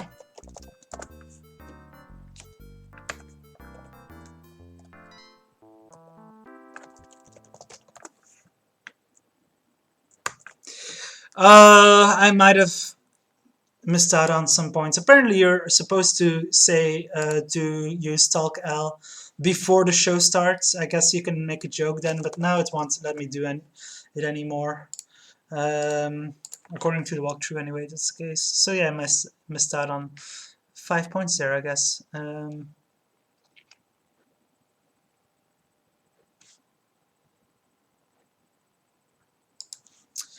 Okay. No biggie, it's only 5 points. I'm not really intending to do 100%. If I get it, sure, but it's easy to miss something in these games, so it's not a big deal. Also, I forgot something we can do on the beach, so I'm gonna do that now. If you go back to the beach after selling the souvenir to Tony, she'll be gone here, but her towel is still here, so take towel. Okay. Now this lizard shows up. A bright red lizard scampers across the rocks near Sunafa Beach. You style? Okay. He goes nude sunbathing. And the lizard is there to cover her. The tropical sun warms you all over. And the lizard looks kind of suspicious. You know, a guy could get a nice suntan here. Your tan now looks marvelous. That's, yeah. Get up. Okay.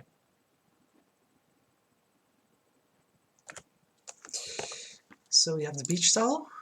White people enjoy rubbing these all over their naked bodies. We still don't have the ticket though to get into the show, and according to the walkthrough we should have it. But the walkthrough isn't really saying how to get... Oh! I'm being dumb. Yeah, okay. I know how to do it. Yeah. Okay. So now we should be able to get into the show. I was just forgetting how to go about it. But first, look yourself. Just as it is.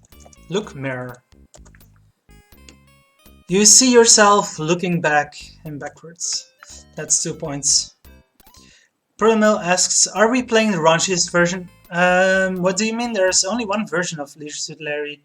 Oh, I could actually set a different expletive if we want. Yeah, this game is... If you fail the copy protection... I passed the copy protection. If you fail the copy protection, is it raunchier?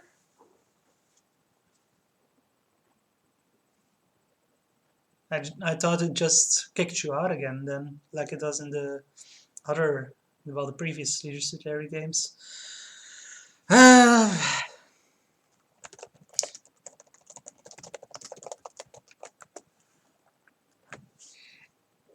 Oh, you mean if you fail the copy protection, some scenes are censored? Oh, because you're, according to the game, younger, then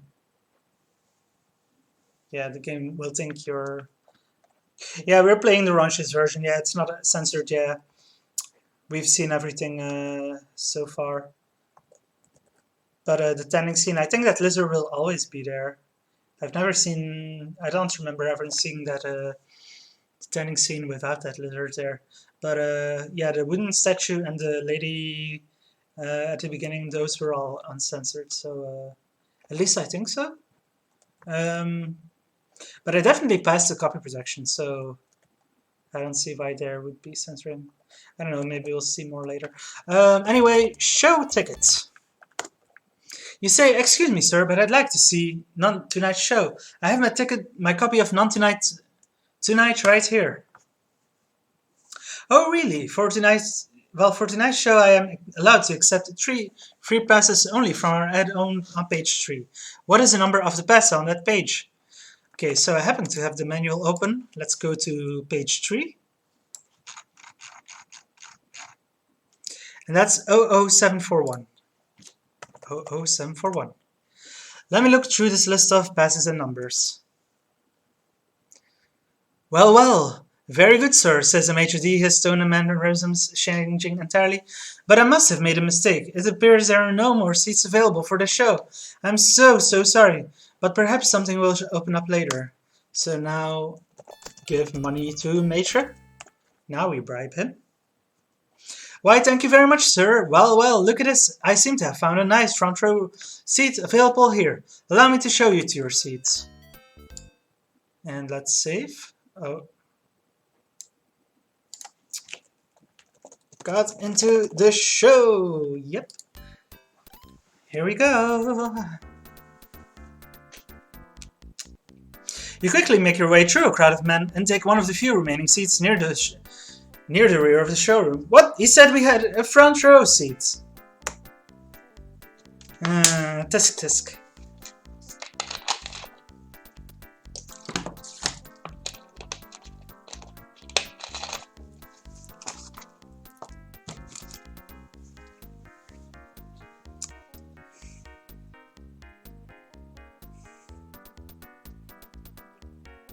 So yeah, they're doing the can, and they're going off stage now.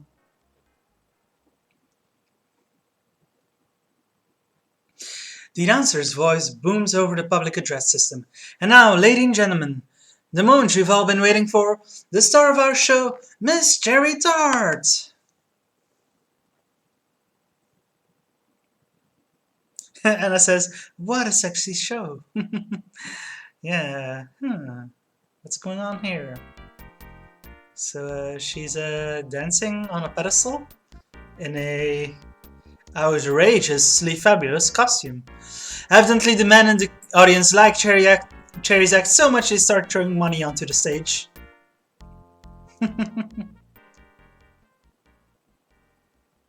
Isn't she wonderful, ladies and gentlemen? Screamed the announcer. Let's really hear it for our own little Cherry Tart! And she's already gone again. That was quick. I thought that would take longer, like the can bits took longer. That concludes tonight's 2-hour spectacle. None tonight for you. You must clear the auditorium now as our second show begins shortly. Good seats are still available, so tell your friends. Wow, that was really short compared to the comedy club act. You can conclude with it, right? Good night and walk safely on your way home. What a show, eh, Larry? Too bad you came in so late you only saw the last minute. Ah, that explains. Yeah, we missed most of it.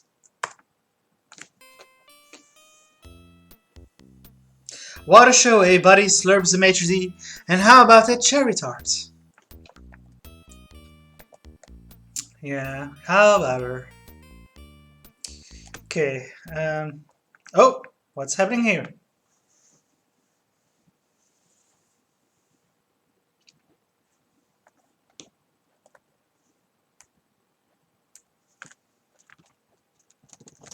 Look, woman.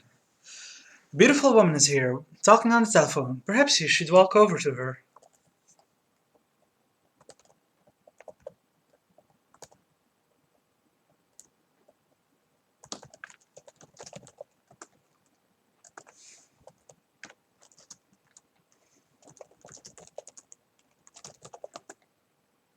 Perhaps you should establish eye contact first. Well, I was trying to look at her. Okay, I guess I'm close enough now. Hello, beautiful. I loved your dancing, you say to the gorgeous woman in the dressing gown. My name is Larry Laffer. Hello yourself, Larry, replies the bathrobe beauty, turning to face you. I'm Cherry Tart. Oh my. Talk, Cherry. So, Cherry, tell me what you want to do with your life. I'd love to quit show business, get a little farm someplace far out in the country where I could be alone, and raise organically grown vegetables, fruits, and herbs. Well, Cherry, I'm just the opposite. I have hundreds of acres of land coming into my possession soon, but I'd love to be in show business. Yeah. Oh, Larry, you're so lucky. How I wish I had some land. Tell about land. You know, I think I must have some land coming to me from a recent legal development. Well, I really have no use for it. Would you like a few acres? Do I? Right, Larry, I'd do anything for a little piece of land. But I must run. I still must get ready for next show.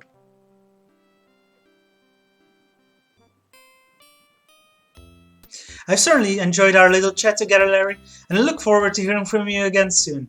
Now, if you'll pardon me, I must head backstage. Our stage manager has such a short fuse for a guy with such a sour disposition. When you get the deed to the land, just knock softly on that door over there. I'll be waiting near the door. Till then. So yeah, now we need to get that divorce so we get the land. Oh, Larry, Cherry cries, I can just picture my little country place now. Anna says, time to dance with the lawyers. Yeah. And Protomil says, differences between the censored and uncensored version posted to SQH's Discord for those interested. Ah, I didn't know you. Who are you in the... Oh, you're Simon Love in the SQH Discord. That explains. I didn't recognize your nickname. Let me look at that link to see if I'm playing censored or uncensored. Yeah, I'm definitely playing uncensored because you could see the woman's breasts at the start. Um, ah, removed scenes. Yeah, okay, I need to look at all of this. I'm gonna post a link in chat because it's very interesting. Okay, yeah, there the link is. Okay, so we need to go talk with the lawyer. So let's go off to the legal office.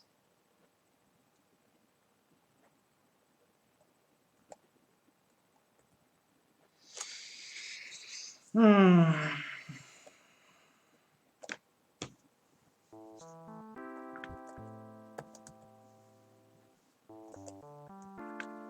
Yeah, I was kind of hoping I might get through this entire game tonight, but I think it's gonna take at least 2 sessions of this game. This game is definitely longer. Um, you didn't want to spam? No problem. Oh, wrong path. We need to go north here.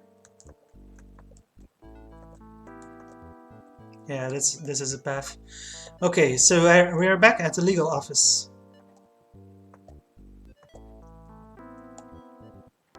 Okay, so let's talk to Roger. Is there a lawyer available that could help me? You ask the clerk. Yes, we have someone available. What specifically do you want, sir? We have all sorts of attorneys here. Tell divorce? I'm in desperate need of a divorce. Is there anyone here that could help me? Hello, Mr. Laffer. It's a pleasure to meet you. Certainly, we here at Dewey, Cheatham and Howe would be most proud to satisfy all your legal needs. Currently, Mr. Dewey is in court, and Mr. Howe is taking depositions down at the court hut. But you're in luck. Miss Cheatham is available. Go right on in. Her door is just behind me. I'll tell her you're on your way. Okay, so legal proceedings.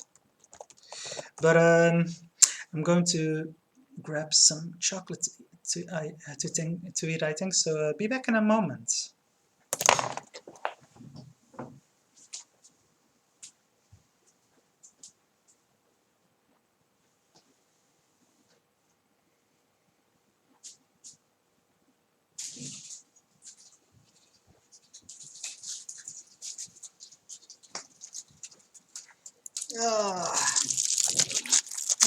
Got some chocolates. And it's not the Belgian stuff. I mean, Belgian chocolate is very good, but this is Dutch. Well, it's made by a Dutch company. It's salted caramel. Well, caramel and sea salt chocolate, and it's become my favorite kind of chocolate. I'm not a big chocolate eater, but when I eat chocolate, I like this stuff. And I bought some recently, so felt like having some.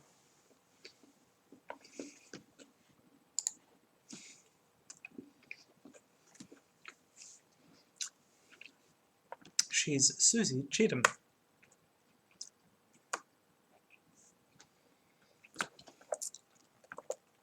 So we sit down at the couch.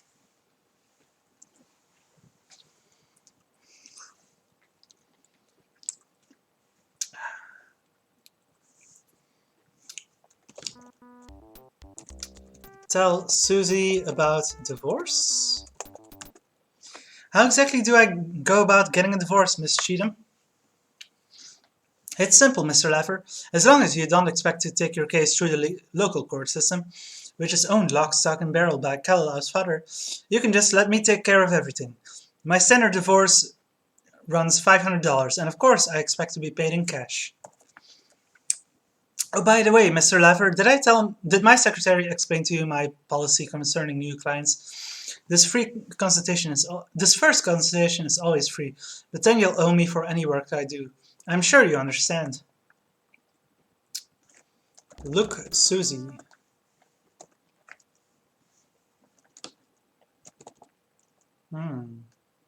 Now you can see why Susie Cheatham is known as the Queen of Torts. Talk, Susie? That's just... tell Susie about land. She seems to be busy now. Good day, Mr. Lever. How may I help you? Do I need to do anything else here besides just telling her about about the divorce?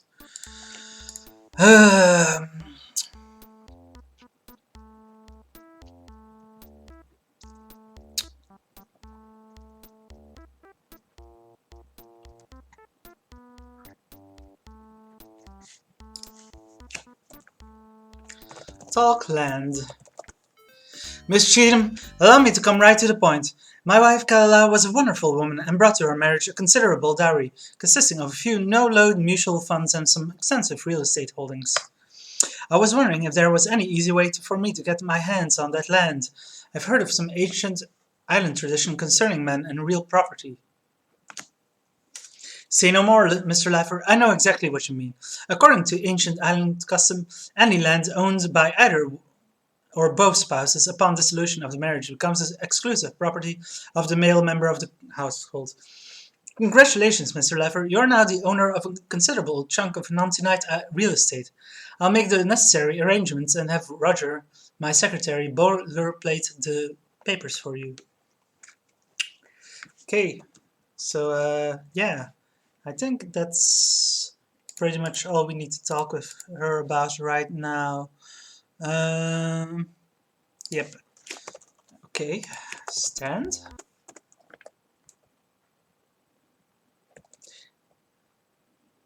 And ask deed. Is that deed ready? You ask the clerk. Miss Cheatham has instructed me to prepare your land deed. I'll have it ready soon. Why don't you come back in a few minutes, Mr. Laffer? So yeah, just need to go out and back in, I think. Ask deed. Is that land deed ready? Yep. Absolutely, Mr. Laffer, here it is. But you know that land is so isolated from the main tourist areas, you'll never be able to sell it to a developer. It's nothing but worthless forest land. No one could build a forest trap there. But we got it.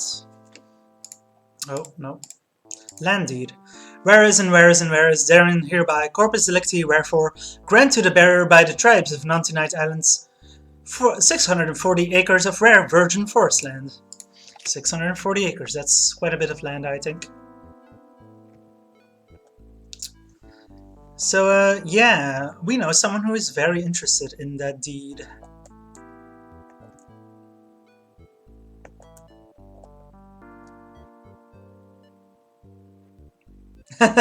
Bromel says, really? I always wondered a few screens, if only to humor Roger.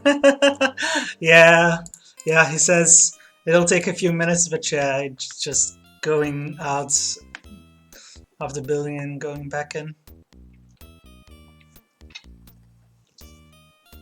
So yeah, let's go knock on that backstage door.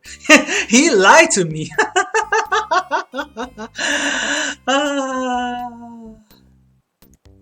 Okay.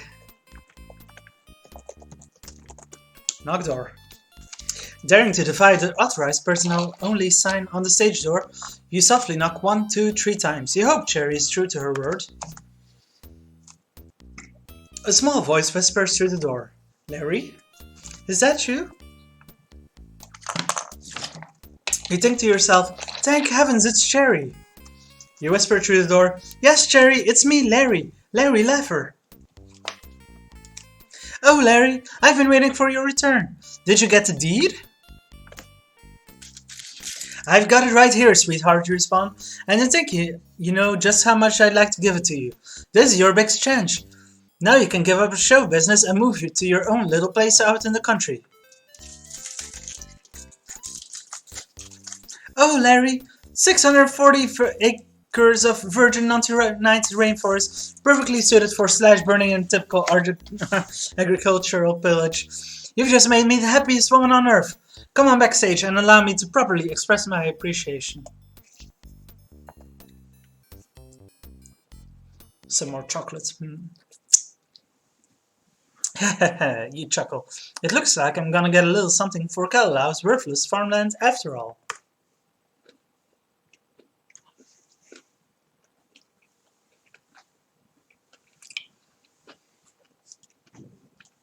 Larry, you're so wonderful. You've given me what I've always wanted. I think you know what I've always wanted.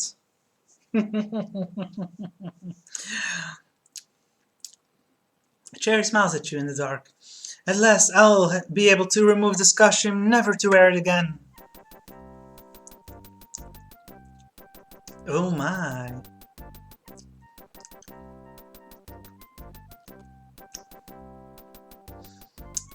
What are you?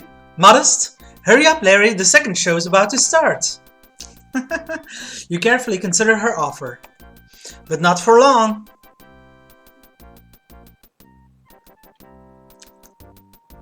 Oh, Larry, cries Sherry. Don't you just love the real estate business? Oh my.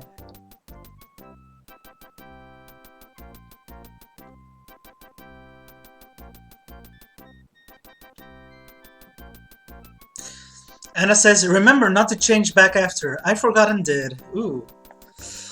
Oh, Larry, I could go on like this all night. You're the only one.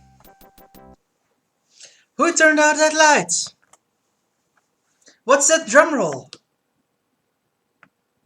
Oh no, she cries. Quick, Larry, get dressed. The second show is starting. You both scramble to find, sort, and wear whatever articles of clothing you can. Gee, it's dark, Cherry, you shout. I can't tell what's what. The public address system booms, Ladies and gentlemen, welcome to None Tonight for You, our spectacular tribute to the thing we all love most. Where's my pants? The announcer's voice booms over the public address system. And now, ladies and gentlemen, the moment you've all been waiting for. The star of our show, Miss Cherry Tart. Go fuck yourself! You scream, people, hundreds of them, and every one of them staring at me. You're caught, Larry, and red-headed too, and wearing Cherry's costume too. I didn't know that expletive was going to be used there. That was funny too. Ladies and gentlemen, the star of our show, Miss Cherry Tart. In your hurry to dress in the darkness backstage, you must have grabbed the wrong clothes. So that's why your underwear was such a tight fit. Our star, Cherry Tart. Cherry! You walk to the beginning of the runway. Anna says, time to dance, you sexy beast. Well, Larry, you've done it again. Now what are you going to do?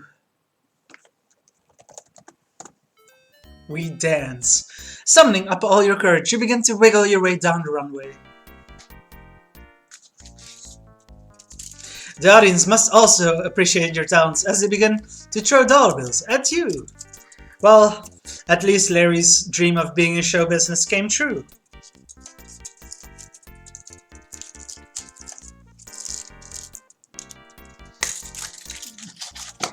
Time passes.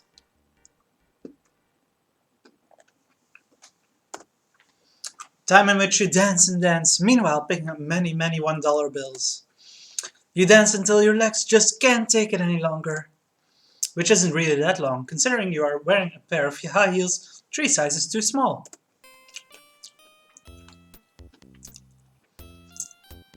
And Maynard wisecracks. You seem to have been a big hit with the audience. $500 $1 bills ain't bad for your first night. You think, just imagine, I got to have all that fun and make money too. Why, that was even better than being a programmer for Sierra Online. So yeah, that got us the money we needed for the divorce. And Steven's back. Hey Steven, you're just in time. Well, just in time. You haven't missed all that much of the game. And yeah, we're just about to go get the divorce and then see what happens after. Anna says, don't change. Yeah, we're supposed to go back to the lawyer like this. You'll see why.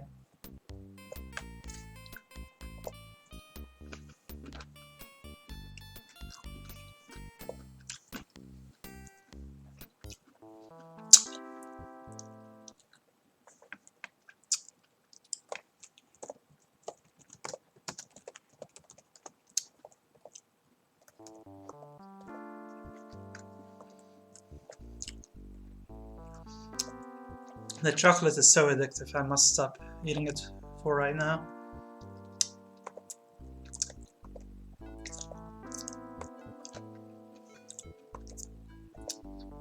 Don't we all love this outfit? Like, Larry looks absolutely fabulous.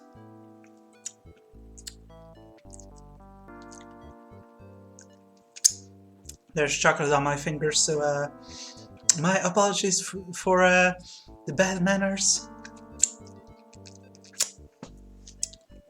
There we go.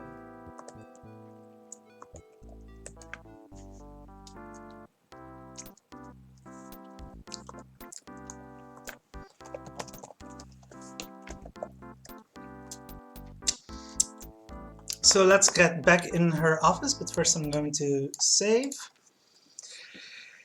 Getting that divorce. Open door. Oh.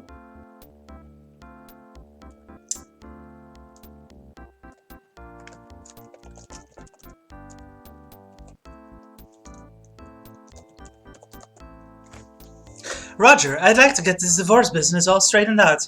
When could I meet with Miss Cheatham again, you ask? Bruno says, Roger doesn't even say a word. He's seeing things, I guess. Well, with Miss Cheatham around, I suppose he has. Roger says, you've already had your one and only free introductory consultation, Mr. Laffer.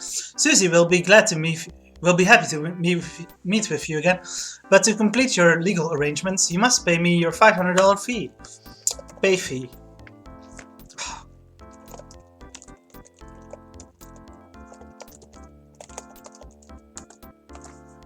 Here's the $500 Miss Cheatham requested, you tell the receptionist.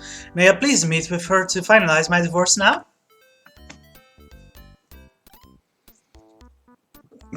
Why, certainly, Mr. Laffer, replies the receptionist. Walk right in. Miss Cheatham will be happy to talk with you now. Oh, by the way, nice outfit, Mr. Laffer. Hee hee. See, he does say something. It's just a bit delayed. I'm back, Miss Cheatham, you say, and I'd like my divorce papers. Susie's eyes widen as she spies your new outfit. Oh, Larry, I had no idea you enjoyed cross-dressing too. Interesting. What does she mean too? You know, nothing turns me on like wearing men's underwear, she cries. You are stunned. You had no idea. Days you had for the sofa. Yes, Susie says. Do sit down, Mr. Laffer. Make yourself comfortable, Larry. You wouldn't mind if I called you Larry, would you? No, Larry is fine, I suppose. Allow me to assure our confidentiality, Larry, says Miss Cheatham. I hate for anyone to violate the privacy of my attorney-client relationships. Would you mind if I slip out of this hat, you ask her? Feel free to slip out of whatever you wish, Susie replies. You carefully remove the gigantic feathered head from your head and place it at your feet. You may have come here expecting a divorce, but it looks like you're going to get more than legalese. And now, it's time for me to get comfortable too, says Susie. Oh my. So, says Susie, how do you like women in men's undergarments? You reply, actually, I think I'd love you in mine. Enough of this legalistic foreplay, Larry says.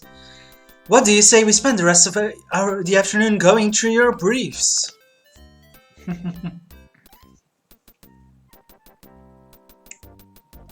So yeah, even in the uncensored version, there's still some censoring, but we do see more than if he had failed to copy protection. Hey Susie, you cry, what's that? Excuse me for just a moment, please. I seem to have a telephone call. May I put you on hold? So yeah, the gag in this game is that all the women Larry gets to get with while they're getting dirty, things are interrupted. Now, dear, Susie says to you, where were we? You think to yourself, I've had lawyers do this to me before, but this is the first time. Oh no, says Susie. I suppose I could have Roger hold my calls. It would be nice if someone got to hold something around here.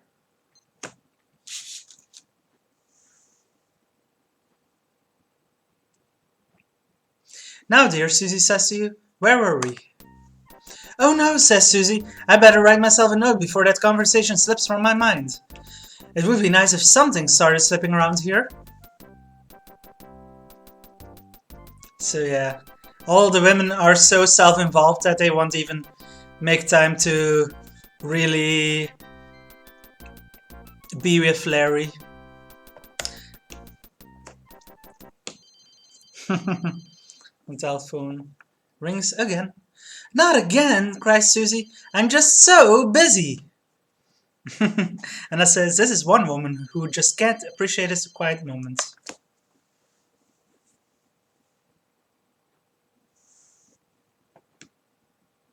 Now, dear, Susie says to you, where were we? You've just had about all of this you can take. She's writing another note. There, all done. Oh wait, she says, had a better fax Roger a memo about that last conversation. She throws the paper into the fax. Oh, that's so good. And their telephone goes again.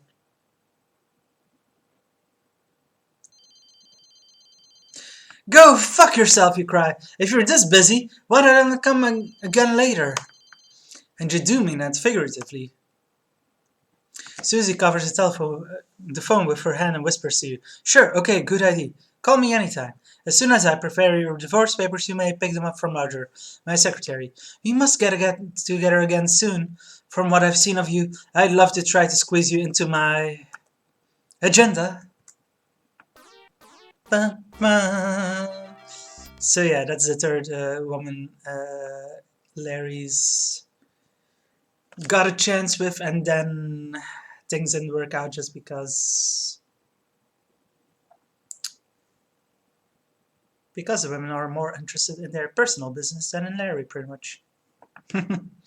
Steven says, lol, you used the expletive with the same as a tried phrase from LSL 2 again. Exactly the same that I used when I played it this week. Yeah, I figured why not reuse it again. Wriggling your way out of her grasp, you grab your tall feathered head from the floor and slip out of her office door. The problem is, Susie's docket is just too full. Poor Larry, you've just experienced the agony of clientis interruptus. Now we're all dressed like this again, and we need to go change. But I think first we can pick up the divorce papers. Aren't those divorce papers ready yet, you ask Roger. I'm glad you asked, Mr. Laffer. They're all set. Here you are. And Miss Cheatham told me to tell you it was a pleasure doing business with you. So, divorce decree. Free at last! Yay! And what do we need to do with the divorce papers again? Well, yeah, now I remember, yeah. I was wondering if we needed to shout out to Kalila for a second, but no, that's not what we need to do. So yeah. I think we just need to go back to the changing Kamena / outhouse and change there. And then we can go meet Patty, I believe. Yeah, to prove to Patty that you really are not married, yeah. Indeed. Actually, we can change here, it seems. Do we need to go backstage? Change where you met Bambi. You mean Cherry. It's not Bambi in this game. Bambi is in 2, I guess?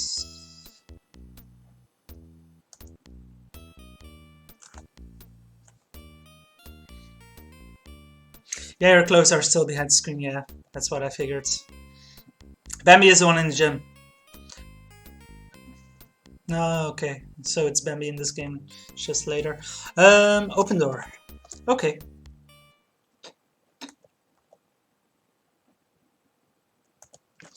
Change. Put on suit. Okay.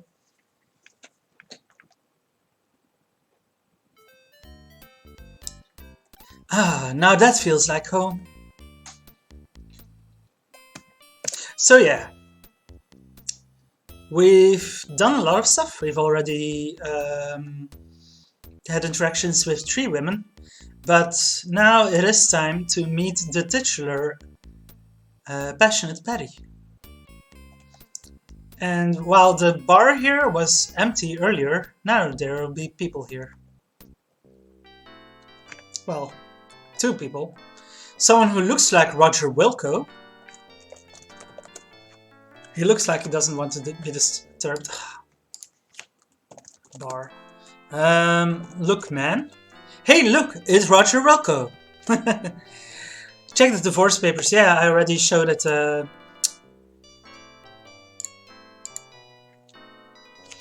And look, a woman. Why not have a seat first, Larry? Sit down. Okay. Look, woman. Okay. Hello, beautiful, you say to the pianist. My name is Larry, Larry Laffer. And hello to you, Larry, replies Passionate Patty. I'm the girl of your dreams, Passionate Patty. Also, he already met her at the end of Leisure Suit Larry 2 in Dr. Nonuki's lair. Look, Patty. Before you sits the latest girl of your dreams, the world-famous piano bar entertainer, Passionate Patty. Talk, Patty. You know, Larry, I always say it's not the men in your life that count, it's the life in your men. Larry, I believe in the old saying, a good man is hard to find, but a hard man is good to find.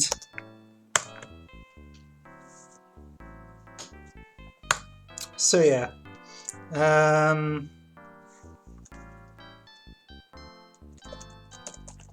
Ask her to marry? A little fast, aren't you, Larry? Why, you hardly know her. I know you're supposed to show the divorce paper, but there's gotta be like some lead into that. I'm forgetting what we exactly need to do to get that lead in. Anna says, I used to say that a hard man is good to find and line all the time when I was a teenager. Oh my.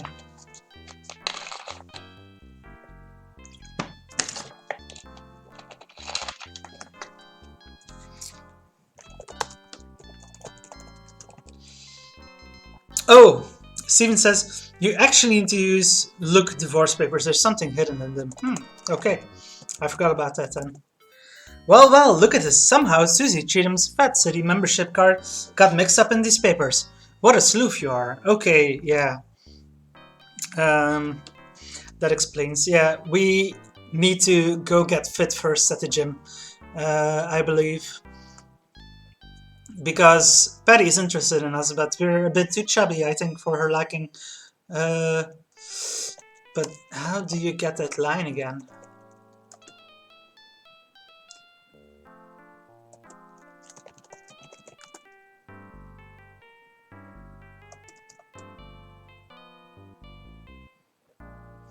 Larry, you won't get much out of life if you don't go for it. She keeps repeating the same lines though.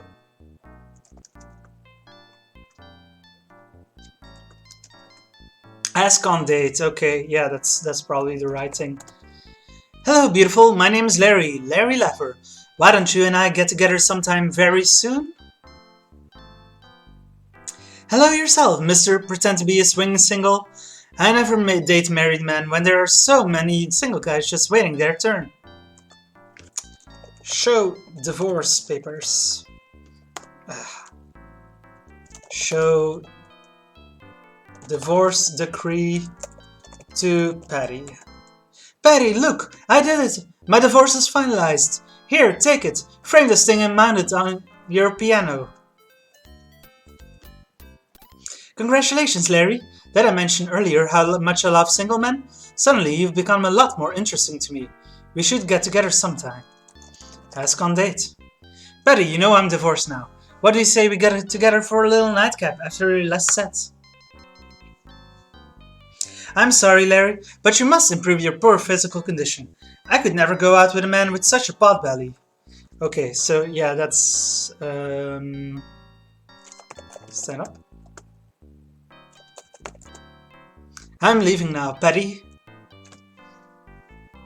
See you later, Larry. So yeah.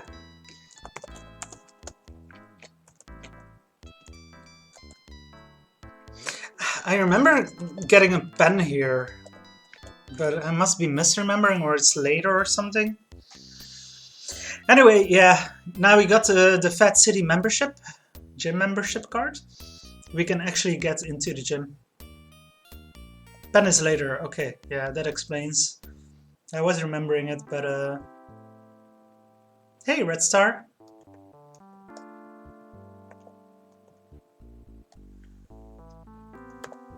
That's the office. We need to go to the left and then to the left.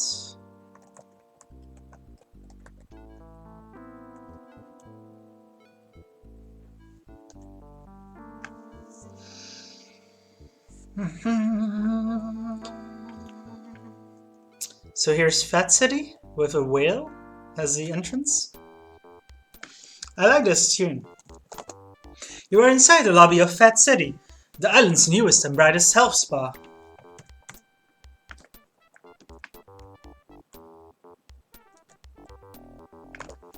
Talk man.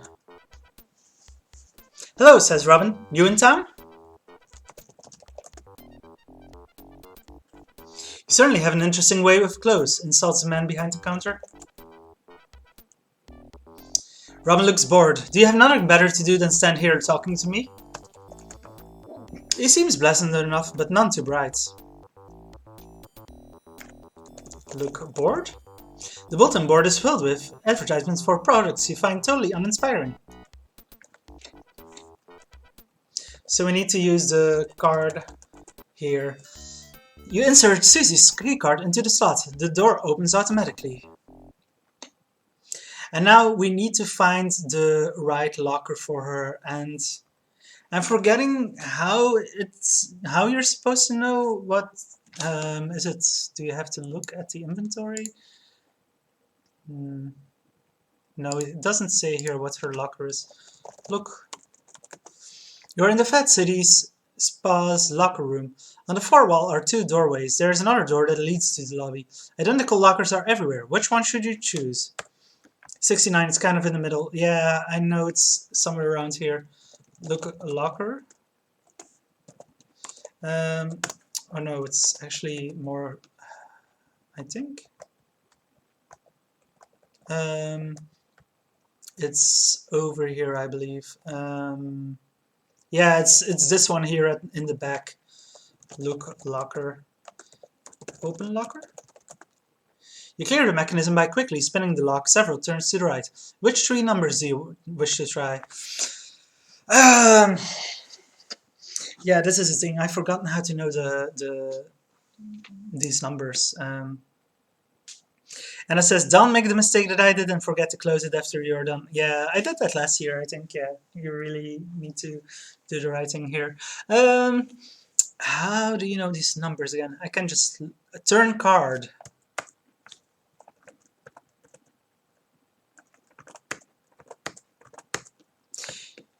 Yeah, that's clearly doesn't know.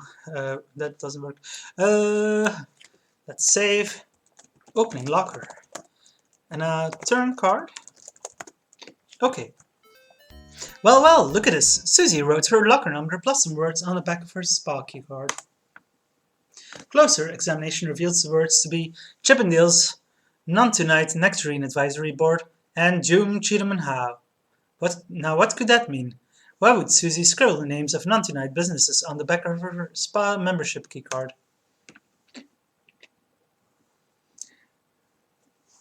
So yeah, those Names are supposed to indicate the numbers, but I'm forgetting how exactly. 12, 19, 16, as Steven says. And yeah, Anna says it's easier to just look these up. I did that last year too. Open locker. So 12, 19, 16. You did it! Look locker. It is. Look inside locker. There's a photo of a scantily clad Tom Selleck, some spray deodorant, and a set of women's sweats. Take deodorant. Does it really help to spray that stuff on your clothes? I guess we're not supposed to take that. Take women's sweats. And we've already changed into them. Gosh, don't you look sweet in a pair of newly larger women's sweats? Clothes locker. You're not close enough. Okay. Steven says the manual was really necessary for this game, and some knowledge of music. Yeah.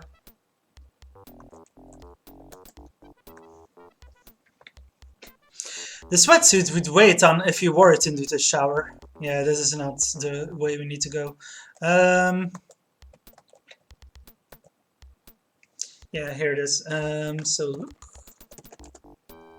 There are 4 separate workout stations on Fat City's exercise equipment. The leg curl bench, the bench press weightlifting dumbbell bench, the pull-up station, and the pull bar. And it says, thank goodness for awesome places like LarryLaffer.net. Is that actually... That's not actually a website. Or at least, maybe it used to be, but it's not up at the moment, so...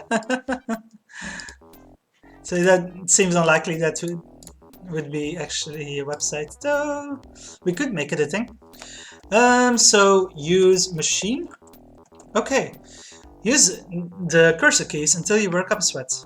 So this is just a ton of up, down, up, down, up, down, up, down, up, down, up, down. Congratulations, you've pumped over 1,200 pounds. I think that means we've done enough on this machine. Use machine. No pain, no gain. And it says run by a really good guy. The website is down though. Congratulations, you've done 12 pull-ups. It's up. It is not for me. Oh, now it is? Huh. I went to that link a moment ago and it said it was down and now it's up. Okay, that's weird. I'm confused. Whatever. Just a little slow. No, it was giving the usual error for if the SSL key is not self-certificate is not ready or whatever. Like that message, this site may not be secure, blah blah blah. And I clicked through, and it just showed a web host message of this website isn't up, blah blah blah, webmaster, contact webmaster. And now I clicked that link again and it's actually available, so I don't know what that was. Here's being dumb. So yeah, Louis machine. You can do it. So you can see that he's already gaining less of a pot belly and gaining muscle here.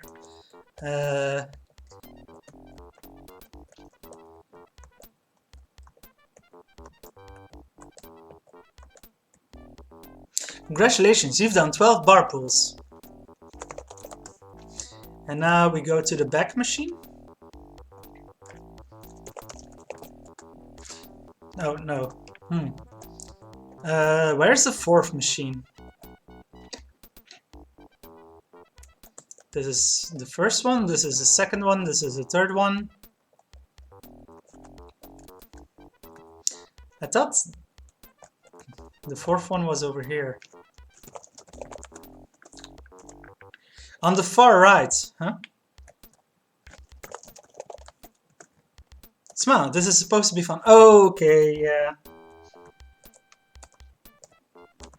I forgot about this.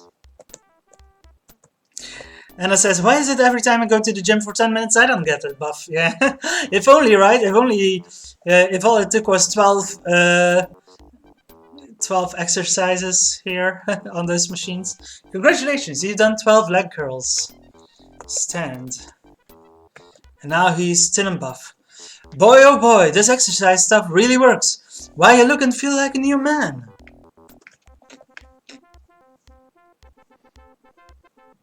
Hey, what's happening? Super buff! Whoa! Well, look at this. It's the incredible dork. Flexing his pectorals. There they are, the pulsating pectorals. Also, Larry's in a really bad position for this now. You could learn to like this. He's kissing his muscles. Maybe you could enter one of those contests. Oh man, such a bad position for these animations. At least we see this one. Oops, your new body has sprung a leak.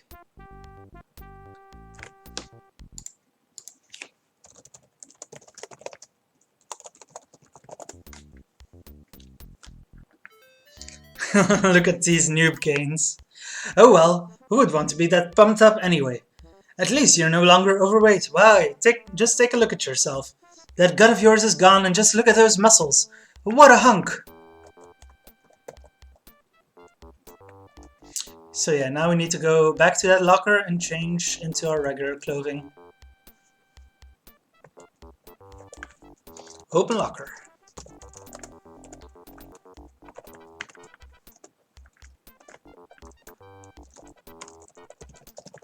Oh right, shower first, of course, yeah. You can tell I'm not used to going to the gym, because I forgot about taking a shower after exercising. That's the sweatsuit would weigh a ton if you wore it in the shower. Well, no, looks like I was right. Get towel, yeah, we need to get the towel.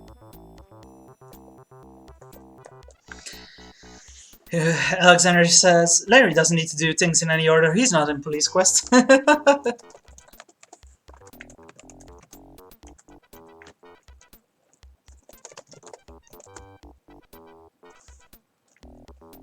You carefully tie the beach towel around your waist, leaving your leisure suit in the locker with the sweatsuit. Close locker. Yep, and now we can go, in our muscly new body, go shower. Rishka says, woo! Saturday afternoon, Larry! Well, it's evening already here. In fact, it's already almost 10 PM, and I've been going for like over 2 hours already. Two and a half hours, so I'll probably stream. I'll try to stream for another hour, and then when the Grandma Hall goes live over at Rizalka's channel, I'll raid them. You hang your towel just outside the shower room, where you'll be able to reach it easily upon exit. Oh my. Turn on shower? The faucet is near the top of the screen. Turn on shower. Okay. Use soap. Okay. You were so wise to bring your soap on a rope into the shower with you. You carefully rub it over every part of your body. Some parts longer than others. Anna says, this point of view blew me away when I was a kid. And Alexander says, this is an interesting angle. Soon it's all gone. I think that's all we need to do in here. Just turn on the faucet and use a soap. Turn off faucet. Okay. Bruno says, educational software this is. And Alexander says, he showers like a child, draining all the soap down the letting all the soap go down the drain. And it says, this game taught me everything I needed to know about life, the universe, and everything, other than the number 42, which I got from another source. You grab your towel by the hook, from the hook by the door.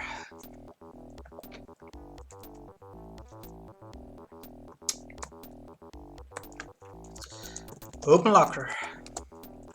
12, 19, 16. Put on suit. Oh, you can't change into your leisure suit with water all over your body. Use towel. Good idea. You dare carefully dry every tiny pore to prevent chafing. Put on suit. Return to your leisure suit, once again ready to face the world of women.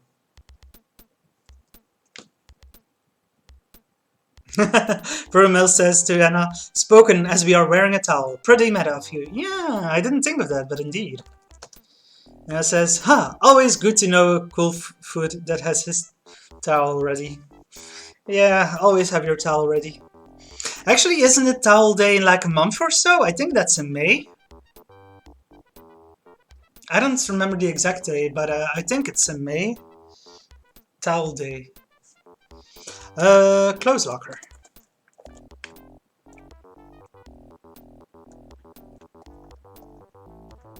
The 25th of May, yeah.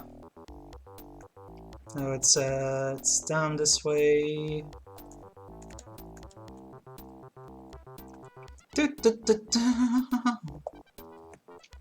So it's in pretty much 5 weeks, thereabouts. And we are done in Fat City. We have become a new man. And now we can go back to the love of our life, Passionate Patty. And she'll see that we no longer are an overweight man, but instead thin and buff. And then we can ask her out on a date. And it says, you smell good, you look good, you're divorced, what more could a woman want? Well, actually, I can think of a few more things that I would want, but, you know, it's a start. Oh, this time Elvis is here. Look, man. Why, he looks just like a kin. Talk, Elvis. He looks like he doesn't want to be disturbed. Oh, Steven reminds me that we need flowers. Right, where do we get the flowers again? I'm blanking on that. She does indeed want flowers now that you mention it. I'm guessing we need to go pick some from the cave. Alexander says, this art is pretty unique. Who did these backgrounds? That's a good question. I don't know who exactly did the art on this game. Some Sierra artists, I guess, but I don't know the names. I don't see flowers on this screen, except, look, flowers? No, are they on... Oh, here are... Look, flowers? There are some beautiful flowers here. Pick flowers. Well, these flowers are beautiful, they just don't lay right. Oh. And it says, L loaded most, but I'm not sure about all of it. Near the comedy club. Okay, yeah, so it's this way. I know Al did a lot on his own games, but did he do the art? I don't know that he did. Maybe, but I don't know. Oh, this cave! Oh, I completely forgot about this cave, right. Yeah, here's the flowers that we need. Well, let's just look. You're in a small opening in the side of the volcanoes, far above the trail you left. In the distance, Nantunite Lagoon glistens greasily in the sunlight. Look, flowers. Garlands of wild orchids festoon the otherwise bare rock walls. You bet your FTD man wishes he were here. I don't know what that's referring to. FTD. Apparently the artists were Bill Skirvin and Roger Hardy Jr. Yeah, I did see Bill Skirvin in the intro, saying who did what. Dying here triggers the expletive. That's a good point. Let's save getting flowers. Move closer to the flowers. Well, let's die first. Go fuck yourself! You really fell for that one. Well, Larry, are you now fully convinced that gravity really sucks? Remember, save early, save often. I just saved. Why did you... pick flowers.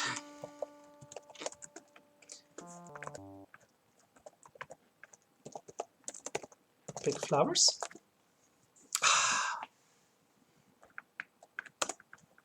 Or is it these we are supposed to pick? Pick flowers. Okay, it's from this side. You pick a few fresh orchids from the walls of the crevice. In-app purchase in 1989, so avant-garde. Order handbook, yep. It doesn't actually do that, of course. Well, does it tell you how to order a handbook? I'm forgetting. Well, let's actually go and see. I didn't show it off in the previous game, Godflowers. Didn't show it off in LSL 2, but in that one also, when you died, it would give you the option to order a handbook. So yeah, I remember this being the case. It just tells you how to order one. See your local software dealer or dial 800-326-6654 from 8 to 5 Pacific time. Have your credit card handy. But yeah, just wanted to show that off.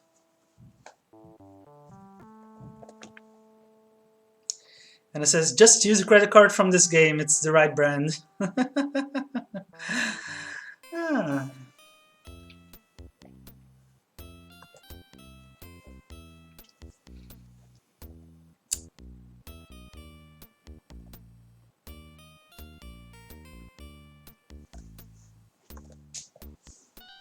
Okay, let's sit down and talk with Patty again, now that we have become tin and buff and have some flowers for her. Sit.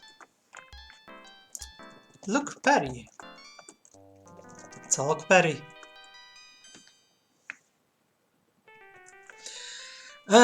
Give flowers. Patty, although they're beauty pills besides yours, I'd like you to accept these orchids as a humble token of my interest in you. Oh, Larry, your flowers are very pretty. But what woman would want to go out with a man who is unable to lay her? Ask on date. Patty, look at my new body. I'm a hunk. Now can we go out? Phew, don't you ever use deodorant? I could never go out with a man with such BO. I tried to get the deodorant earlier. Okay, wave lay. Apparently we need... Good idea, might try that again later. Stand. Exit.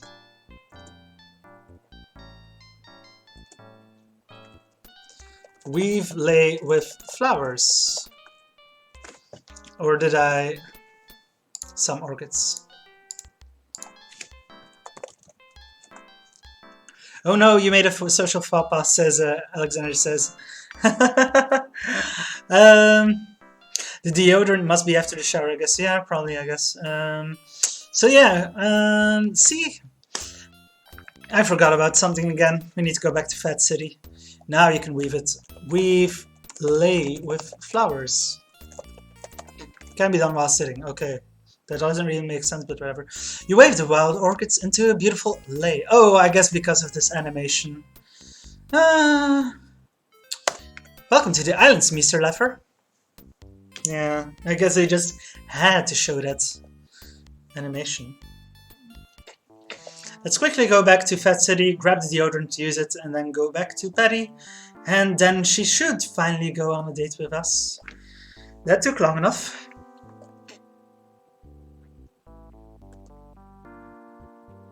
I think I'm getting through this game faster than I was last year, too. I think last year I made more mistakes. Use card. If you wait too long with the flowers, you wilt, and you have to do it again, by the way. Oh, shit.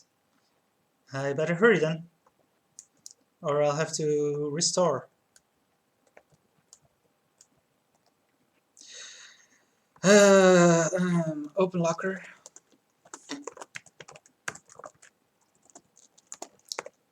Take deodorant. Does it really have to spray that stuff on your clothes? Oh, do we change use towel? Change towel? You can't do that now. Change clothes. Change into sweats. You use towel. Take off clothes. You remove everything you are wearing and toss it in the locker. Congratulations, you're quickly turning this family-oriented entertainment software into an X-rated game. Next thing you know, you'll probably begin to enjoy walking around like this. Then where will we be? Then where will we be? Use deodorant. Psst. You spray on some deodorant, then return the can to the locker. Put on suit. Yeah, I totally blanked on that. I sure hope the flowers won't have wilted, or we'll have to go back to the cave. Alexander says, "Oh, those aerosol cans. Who needs those on anyway?" Yeah, that's different than it's now. And Navi asks, "Can you walk around nude?" I think you can in that screen, but it won't let you leave the screen. Primil says, "I always duck when I dress myself." I mean, you have to duck to put on. Well, ducking can help for putting on some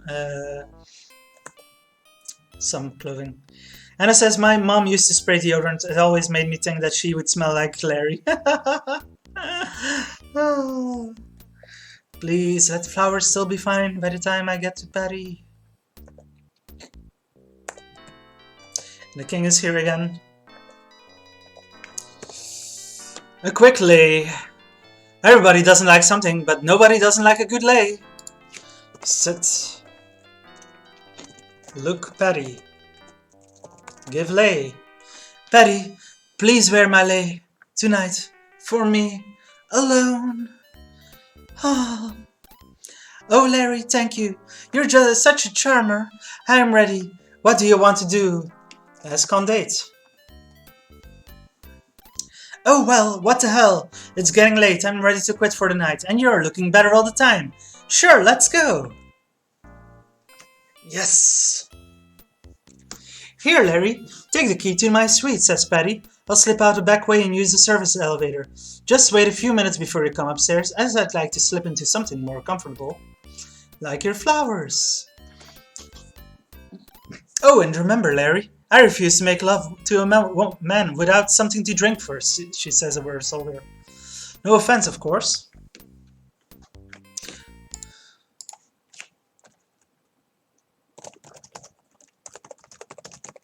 So,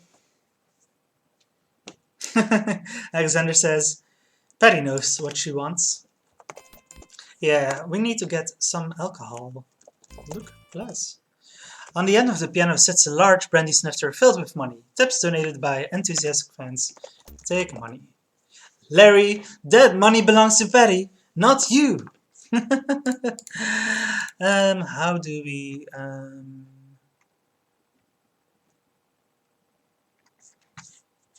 Okay, yeah.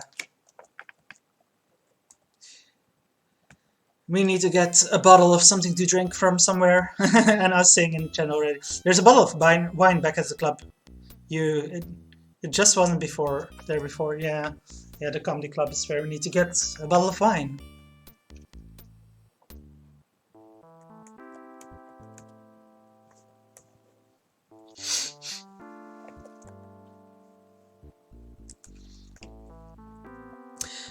Sim says, you actually get some points if you wait through the entire comedy routine. Yeah, I went through it, but I actually didn't even see the option to leave while it was going on, so I didn't really have a choice besides sitting through all of it. Take bottle. You quietly cop some poor slob's bottle of fine wine. Imported from Fresno country. Limited edition. Over 1 million bottles of only over 3 million bottles. Penthouse key. You hope this key will open more than just her elevator. Spocky card. Yeah, we already saw that. We already saw this as well. We already saw that. Yep. Okay. So now we go back to the casino and we go up to her penthouse. Sweet. Sweet. Very sweet.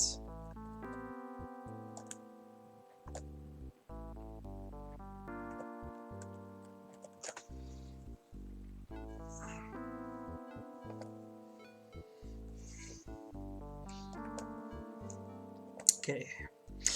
Alexander says, also, I feel like Sierra put a directive on points after this game. Yeah, it's like, we're already at 1,721 out of 400. Yeah, that's a bit ridiculous. Where's is it? Oh yeah, it's this way, it's here to the right. I was forgetting exactly the way to go.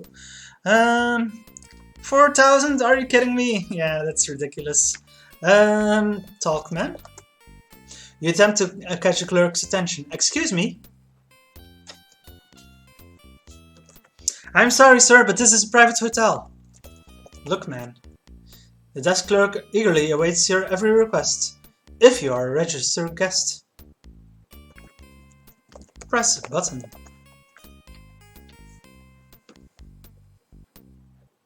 Alexander says, can we get this into an 8-bit integer?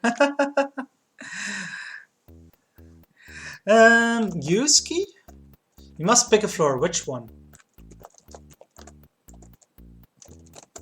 It's an elevator. Look. Floor numbers. See, nothing special. Look bad.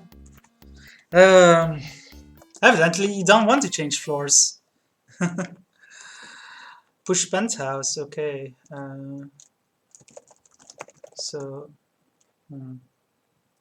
Steam says Conquest of the Longbow actually has a max score of 7 times 325. Yeah, but in Conquest in the Longbow, I feel like it does make sense because there's so much to do in that game, so many variables, so much you can miss.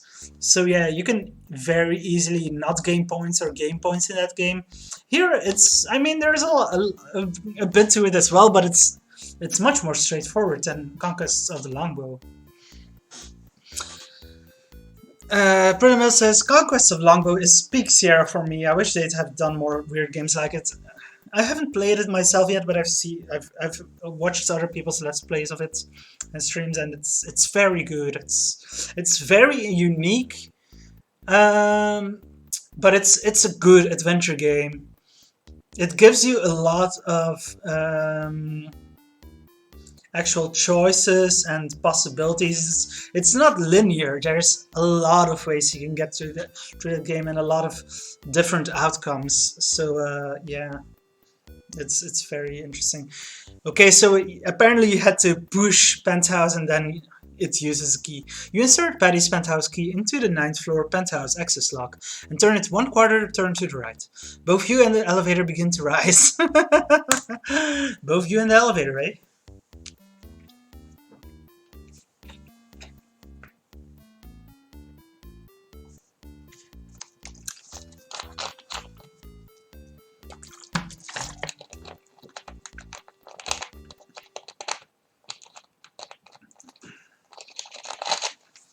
I remember to bring the wine, Patty, you announce.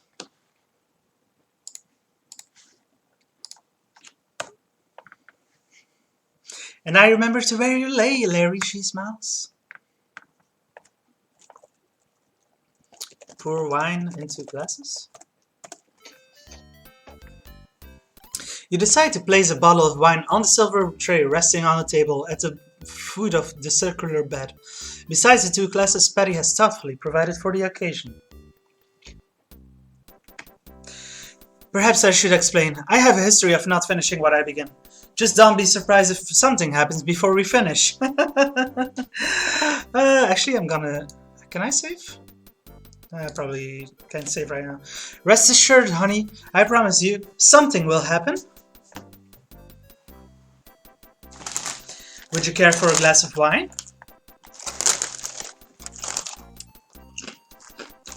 Chips. I thought you'd never ask.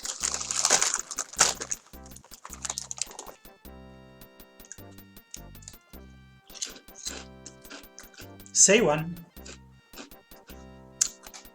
Right after this drink, Larry.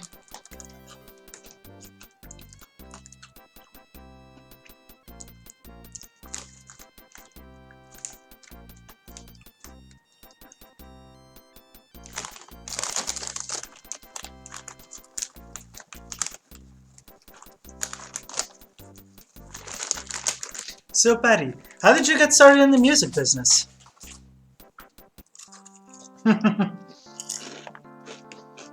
Shut up, Larry! Oh, Patty. Oh, Larry.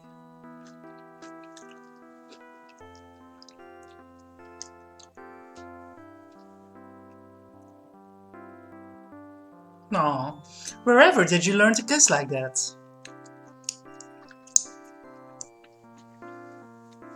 Well, when I was younger, I did play trumpet in a mariachi band. Chat is being fun. Brunel said, let's watch this suggestive game, Silently with Strangers. And then a response, Silently with Strangers. Is that the name of the Larry's next book? Oh, Patty! Or was it Oh, Larry? I don't know. They're having sex and they're enjoying it. Oh yeah, it's Patty.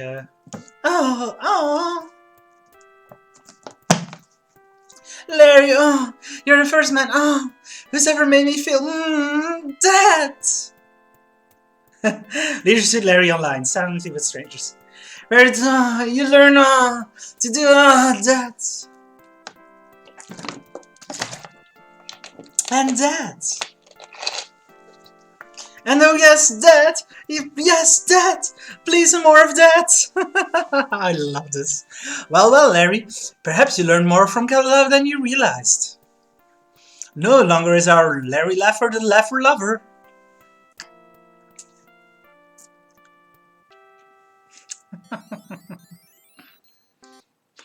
Thank you for that emoticon usage, Stephen. That is indeed an emoticon you can have if you sub to me here on Twitch. Yes, oh Larry, that's wonderful. I didn't know pectorals could pulsate like that. And temperatures are rising. You think to yourself, how ironic. Of all both the women I've known, this piano player turns out to be the greatest.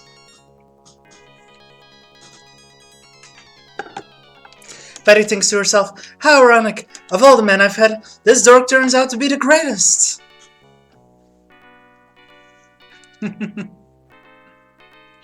Simultaneously, you each murmur into the other's ear, I never knew it could be this good. Oh, that's a good usage of the emoticon, Navi. I very much approve. Yes!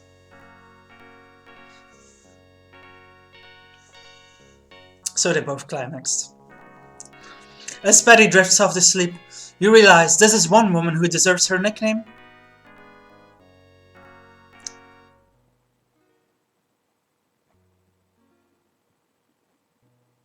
The woman of my dreams. The man of my dreams. I'm in love. Aww. How sweet. There'll never be another woman for me. How I wish I still smoked. The two of you drift off to sleep, bathed in the glow of your experience together.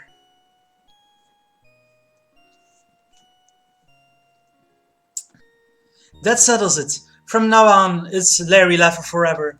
Tomorrow I must call my boyfriend and tell him I'm breaking off our relationship for good. Sorry, Arnold. Ah, she has a boyfriend. As she falls asleep, thinking about how she'll handle the end of her other relationship, Betty murmurs softly a single devastating word. Arnold. What? What did she say? Arnold? Arnold? Oh no! I thought she felt something. I know I felt it. During the best sexual experience of my life, she was thinking of another man? I'm so stupid. By now I should have learned. Some men have a way with women, and some men don't. I was a fool to believe my new body would make a difference. Nothing makes any difference. Once you're a loser, you're always a loser. Aw, poor Larry.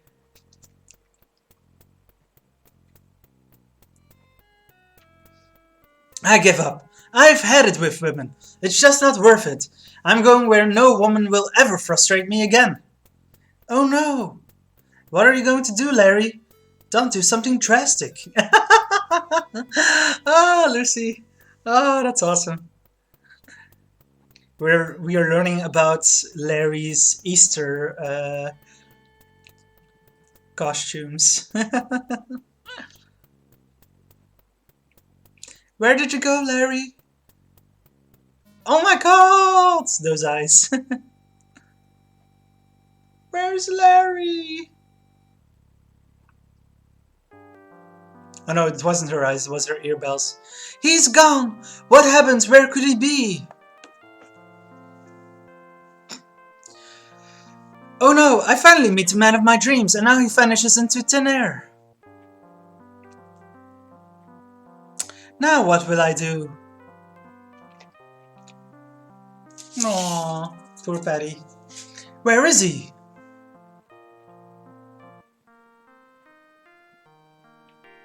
He's gone! He's really gone!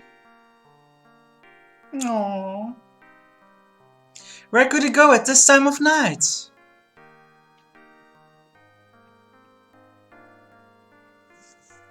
Why would he leave? Am I blind? How could I let him slip through my fingers?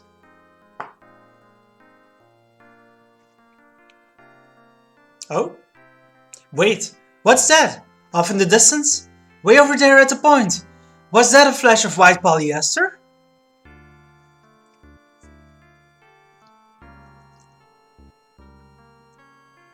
She looks through the binoculars. It's him! In his leisure suit, walking on a cliff. But where is he going? There's nothing that way but uncharted bamboo forests. He's gone, but it had to be Larry. His pulsating pectorals are recognizable anywhere.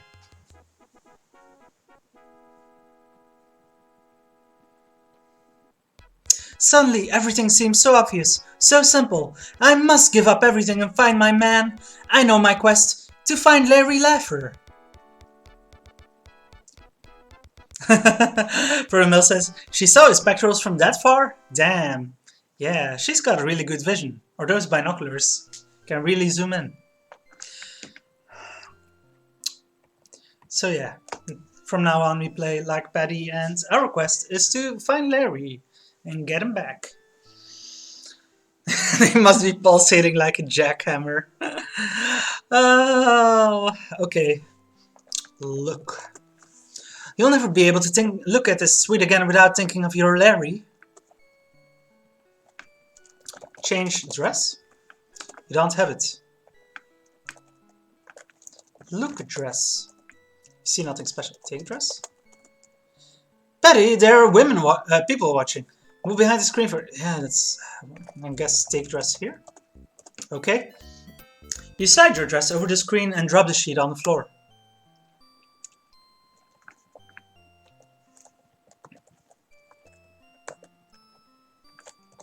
Take pantyhose.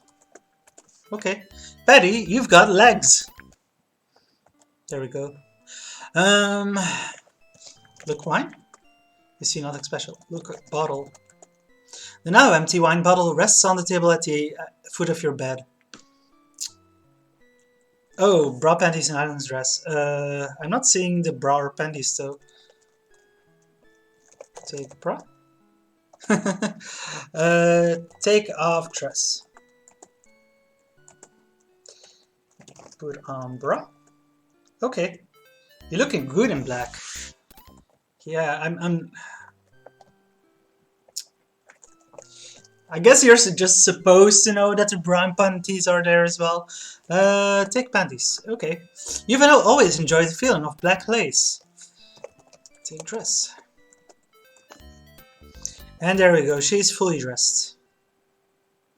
I wonder what happens if you try to go out without putting everything on. I guess it just says, you shouldn't do that. Take bottle. Open door. Push 9. That's where you are. Guess we just have to wait until lets me back out of the elevator. Evidently, you don't want to change floors. Take bottle. Okay. Push 1. Okay.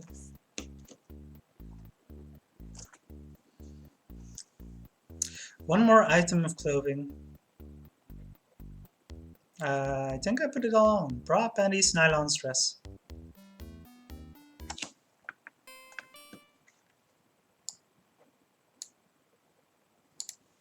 I sure hope I don't have to go back, because I don't know if I can go back to her penthouse now. Patty's going after Larry.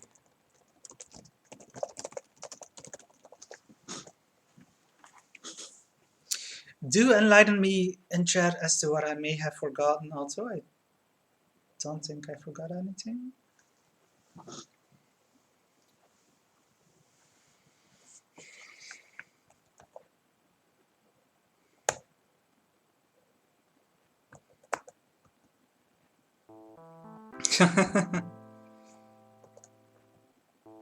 You didn't take those off. No, she seems fully dressed, yeah. President Mill says, Anna, you're the coolest handbook ever. Well, Anna and Steven both only finished this game earlier this week, so they're pretty fresh on it. And now there's actually a maitre d' here. Talk maitre. Come on. Hello, sir, you say to the doorman. Could you give me some information about the show inside? The doorman says, Major D responds, tonight's show is offered at a special low rate of only $25. Of course, with tax that comes to $42.95 exactly. What does she have in her inventory? The key, okay. Empty bottle, panties, pantyhose, bra, Frederick's of course gold. Dress. Didn't you write off this dress as a business expense? Oh, yeah. Right. Tip jar or BJ. Okay. Chat. Do we give him a BJ? I mean, that seems appropriate for this game. But she only wants Larry.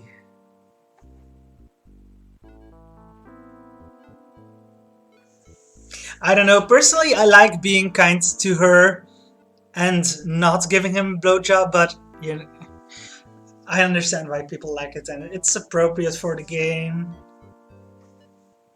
It doesn't count if it's business. Okay. Give blowjob. Give BJ?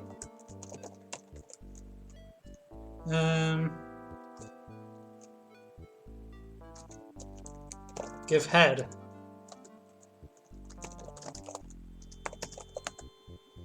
You know, I'm a little short of cash right now, so you say to the doorman. But I do have an ID. Step over behind that rock over there and I'll explain it to you. Huh? Oh!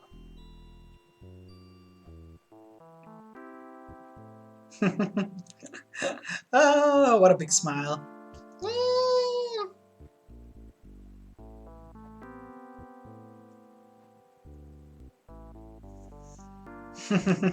What did you think of that, you ask him? Walk this way. You think if I walk like that? The doorman mumbles something as you enter the club. You of course respond, come again? Yeah, so, look. What a nasty establishment this is. You love it. Add Chip and Dale's set. Ladies and gentlemen, says the voiceover announcer, Chip and Dale's is proud to present, in person, tonight only for one show only, the first, the original, the greatest, the owner, Dale! A smattering of applause.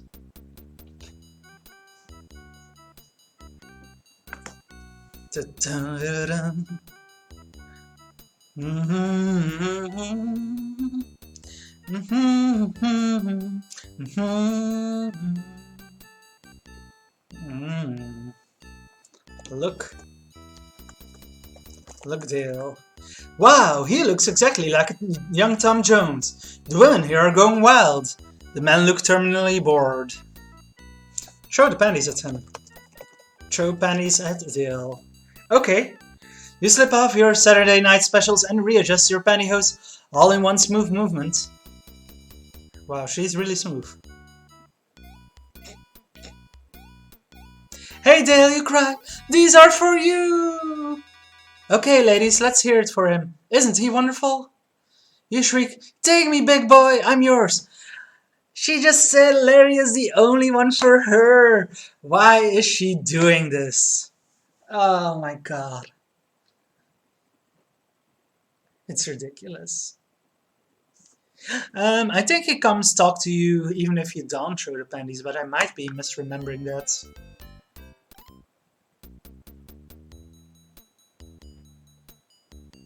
If you can't trust passionate Patty, who can you trust? Yeah, exactly right. Steven says, can we tell Patty's character was written by a man? Yeah, seems that way. I mean, L did great work, but you know it was 1989. Patty, look, it's him, Dale. He's here walking through the audience. Talk Dale. Oh, Dale, you cool. Would you like to join me? Hey, that was you that threw a lovely little pair of panties at me, wasn't it? Asked Dale. You look lonely. Would you like a little company?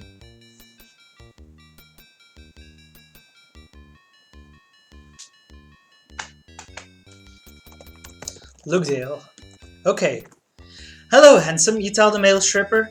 My name is Patty, but you may call me Passionate. Thanks, Patty, he responds, and you may call me Dale.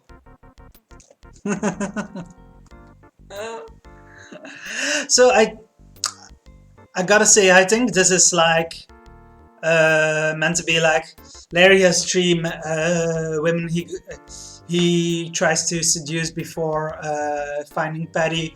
Patty must also get another guy besides Larry to go for, so to say. Steven says his face and beard actually make him look like Ello with hair. I think that was probably the intention here. And Navis Kling says he looks like the Star Trek guy. Yeah, that's also true. He does look like that Star Trek actor. Talk, Dale. I know my motto.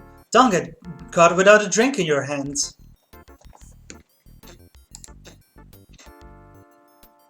Did I have to put water in this before now, or is that for later? So Dale, is there any way through that treacherous bamboo forest that lies to the north of the village? Patty, all I can say is, when all else fails, read your manual. Oh yeah, you need water in it for when you're going through the bamboo. Yeah, that's why you need it, of course, I was forgetting. Because otherwise she dies from dehydration. Is there anything else we need to do here besides just talk Dale? I don't think so, but I'm not sure. Dale.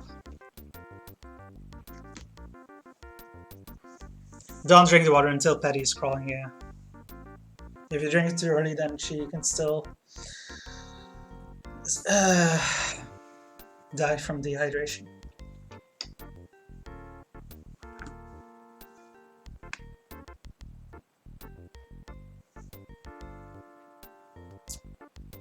No one else is saying anything I need to do here. That's a hint he gives to check the song. The manual shows a song that is actually playing while you walk through the jungle. Okay. Exit. It's been a pleasure talking with you, Dale. Hope you get your man, Patty.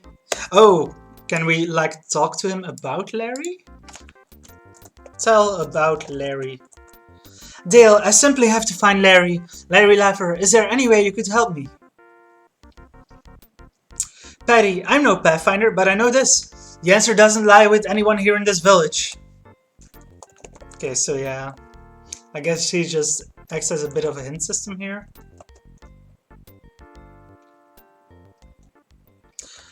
Um, Stand?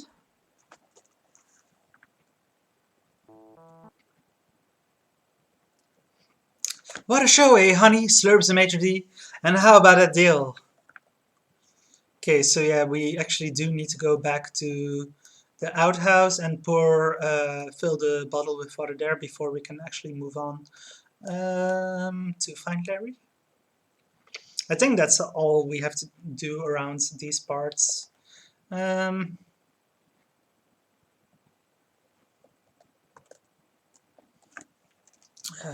Fill bottle with water. Okay. You place your bottle under the tap while carefully considering the levels of carcinogenic compounds therein.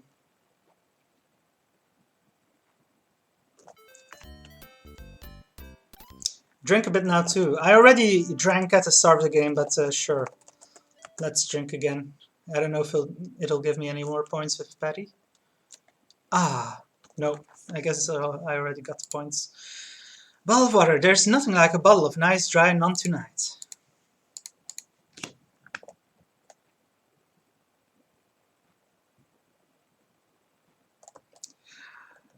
It's not this way to the forest. Is it to the right of the comedy show? I think so.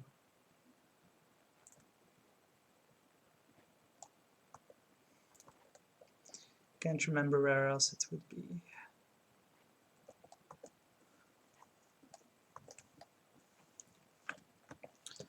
Look, comedy club.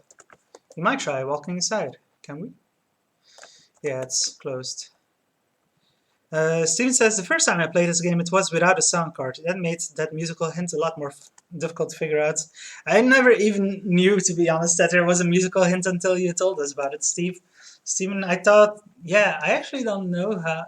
Actually, yeah, I don't know how well, I didn't know before now how you're supposed to figure out how to do the bamboo um, labyrinth, so to say.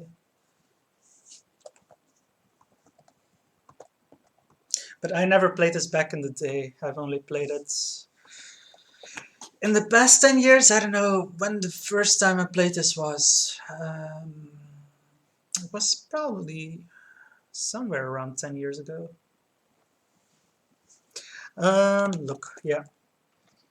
So this is indeed where we need to go. A dangerous cliff lies beside the sledge. A bamboo thicket is in the distance. So this is where we saw Larry go into that bamboo forest.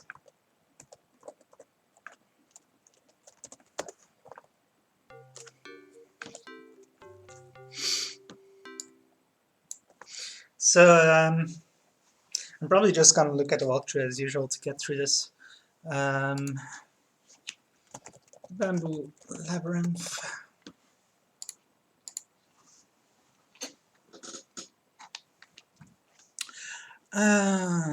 Okay, it pretty much says here N N E E N W N E N N N.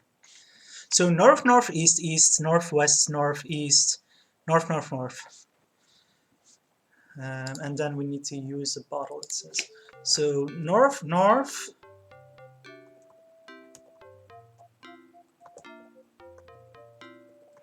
Yeah, the differing here is really good. These graphics. East, east.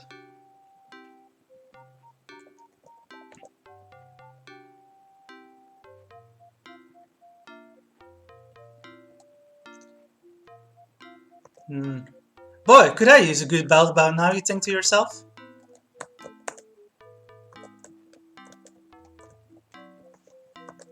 Is this where we need to go west already? So I've gone north, north, east, east, north, yeah, west.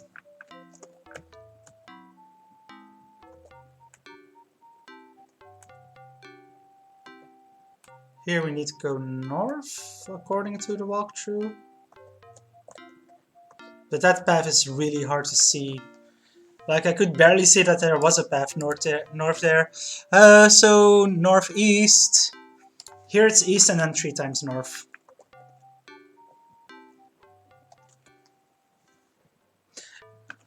You think to yourself, I'm sweating worse than a jazz clarinetist in a cowboy bar.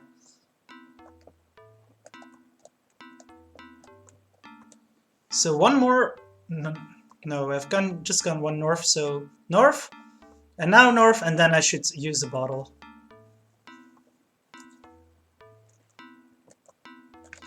Drink bottle. Okay. You briefly consider a conservative rationing plan for your precious water. Oh, what the hell. Instead, you chug-a-lug the entire liter. Boy, you didn't realize how thirsty you really were. Blindly celebrating your thirst craze delirium, you throw the now empty wine bottle far out into the bamboo thicket in protest of bottle bill laws everywhere. Midway bamboo. Okay, now let me look at the walkthrough again. Now it says west, west, south, west, west, north, north, west, west, north. Okay, so west, west, south to begin with.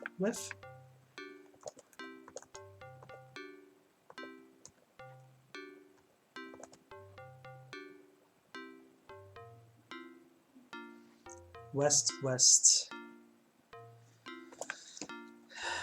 south, west, west, north, north.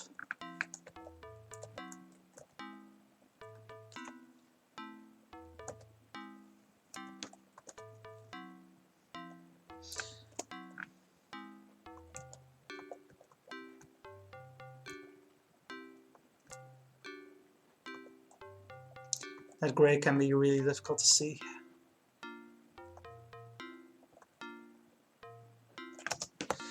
So west, west, north, north, I think I've done. West, north. And then we should be there. I wonder if I might actually finish this game before the Grandma Hole goes live. We're pretty close to the end. You did it! As you stumble out of the bamboo forest, you find yourself beside a beautiful stream.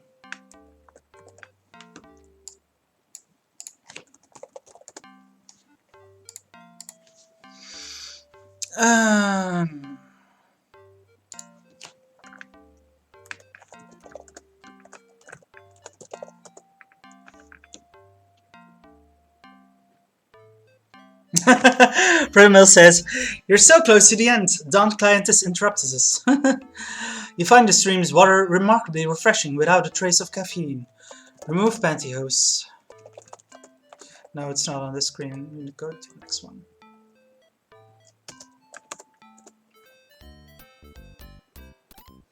And now we need to use the pantyhose as a lasso, right?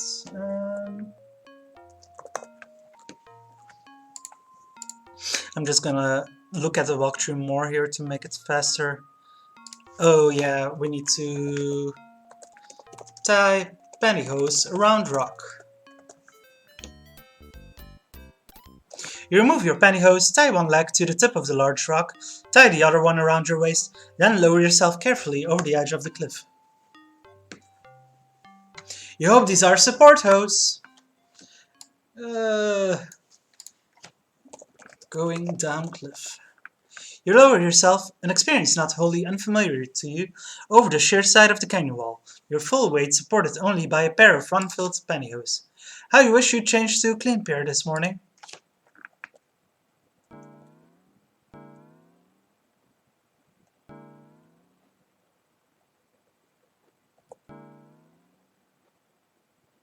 Oh no, your pantyhose broke!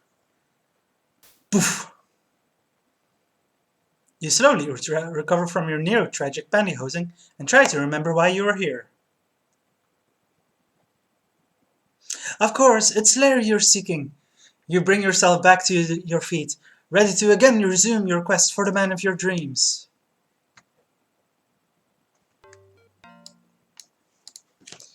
Near-death experience. Because that was a near-death experience, if I ever saw one. Anna says you need to climb the tree and get the coconut. Oh, go fuck yourself. Way to go, Newton.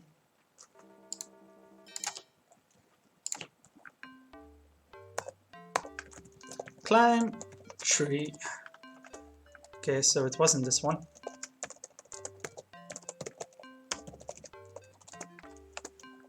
You wrap your slender thighs tightly around the long cylindrical trunk, an experience not wholly unfamiliar to you. Get coconut. Okay. Reaching beneath the palm tree's front kilt, you grab a pair of the large, brown, hairy nuts. An experience not wholly unfamiliar to you. So yeah, that's a joke of this part now. An experience not wholly unfamiliar to you.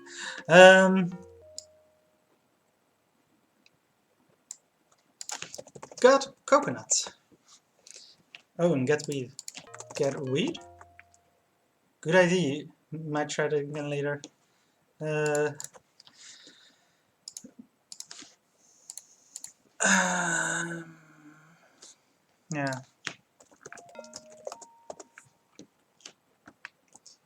If you save the smoke the weed. Get a weed. You bend over and gather a few choice products from Dr. Nonuki's Garden of Unearthly Delights. Dr. Nonuki planted these here. Are you sure this is something you should be doing? Smoking weed, 420 biatch. Smoke weed. Smoke weed every day. Okay. You quickly dry a few leaves in the sun, pull a pack of rolling papers from your bra, and place the leaves in the paper while professionally executing a one-handed roll. Grabbing a couple of rocks, you slap them together until they make a spark that ignites your joint.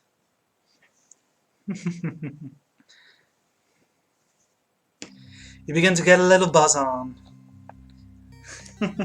Whoa, what's happening? This stuff makes you feel like you're floating. Looking down, you notice the ground seems far below you. Hey, cool dude! You see visions of Devontree.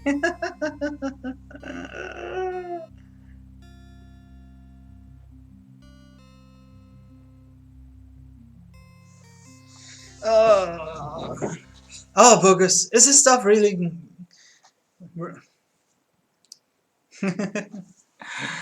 Well, it stops working and she stops floating. So yeah. You should not do that, but at least we showed it.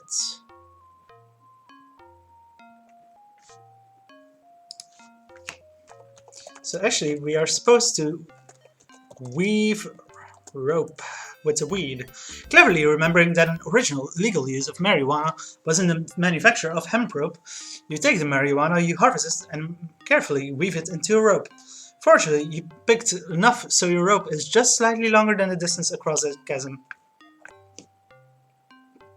In other words, our little Muhammad Ali has made her own dope rope.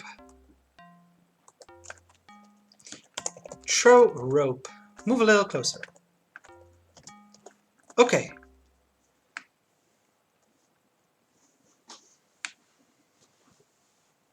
Giving it everything you've got, you hurl the rope as far as you can. You did it! You've lassoed that rock on the far side of the canyon. Getting our hemp on.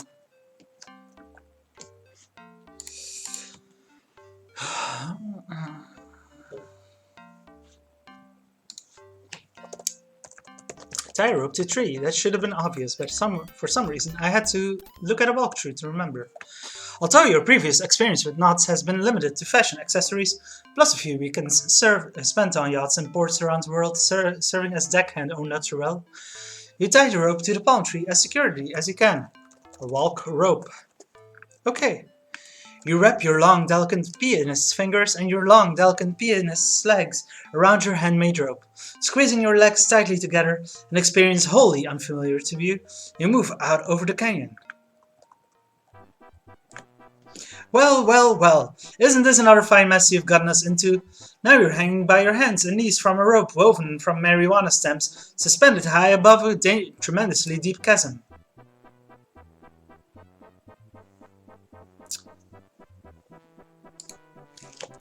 Okay, so you will die because I forgot to tear my dress. You're having trouble keeping your knees together, an experience not wholly unfamiliar to you. Look out!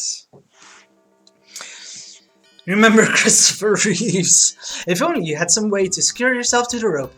Your hands have certain skills, but rope grasping is not one of them. Yeah. Tie rope to tree. Tear dress. Okay.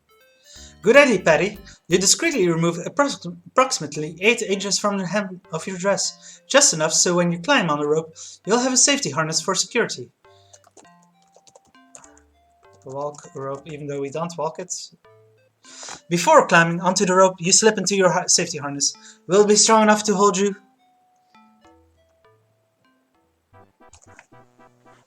You feel certain your informal safety harness will help you pass safely over this canyon.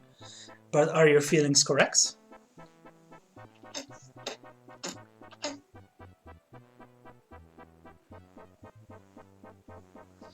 Your improvised safety harness works. You feel you may be able to make it all the way across.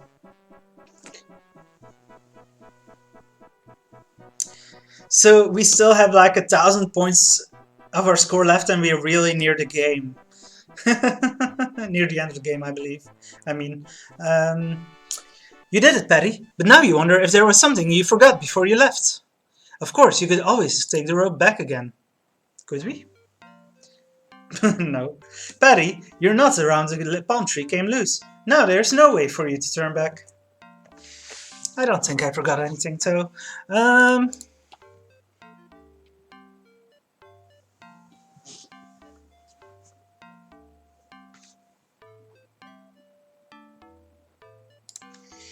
Okay. Prudamil says, oh, did you get the oh, I did not get the marker. I don't need to... Oh. I need a marker.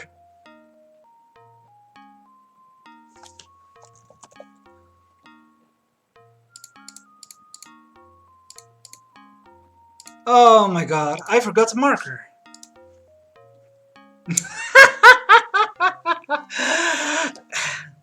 I knew I'd have to redo a large part of this game. It's so easy to forget something. Yeah, okay, shit. Fuck. Oh well. So yeah. We have to go back to the save.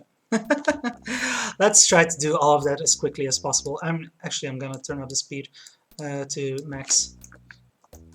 Is this max? Yeah, it probably is. Okay, so this time I'm gonna take the money and not give the guy a blowjob because I don't want that to be canon. Well, canon in my playthrough.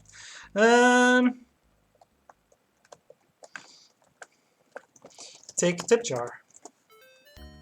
Let's see, did we have a good night tonight? Oh well, a few bucks is better than nothing. Where are you going? You're not going to need a lot of money anyway. Not personal. Take pen. Okay, great, a magic marker. A girl never knows when she needs a little magic in her life. We were so close to the end of the game too. You people should have reminded me earlier. No, this isn't on you. I should have remembered. But it's so easy to forget something like that. But yeah, we pretty much now go back to Chippendales, do that bit. Bamboo Forest. It proves that you're fallible. I am very fallible. Yeah. Let's just keep it at... No. Let's just keep it at that. I'm very fallible. Give money. Here's all the money I have in the world, you say to the doorman. Boy, what luck! I just happen to have $43 in tips. Why, thank you very much, ma'am. I know you'll enjoy the show. Sit. You're not close enough. Sit.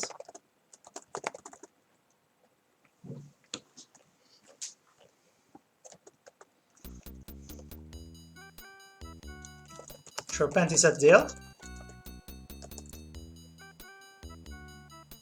Edge. Quit that too early.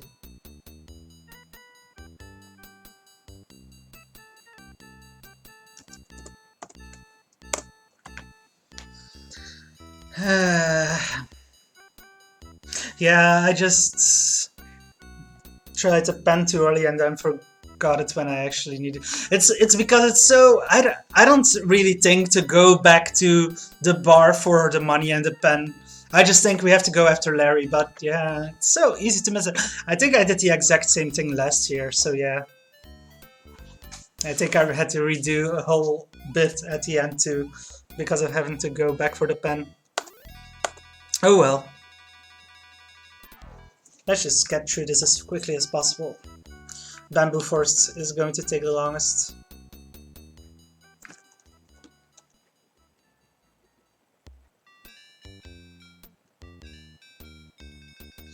I was hoping to be done around the top of the hour, but yeah, it's gonna be a little bit later.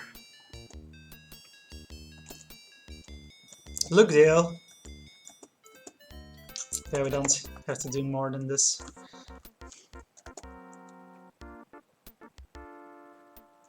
Stand.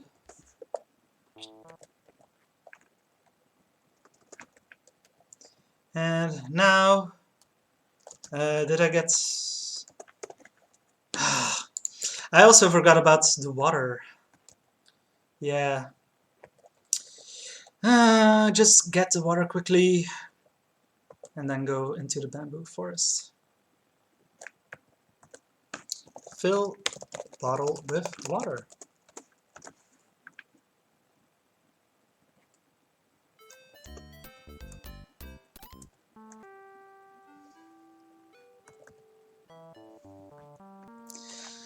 Okay.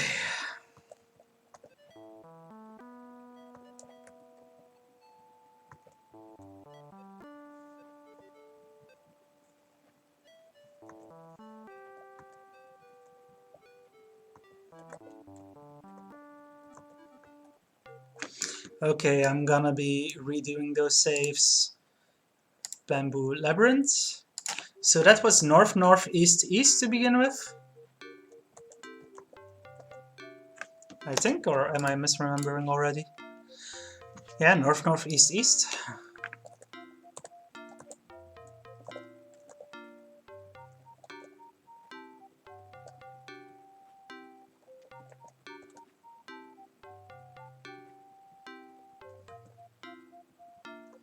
North, west,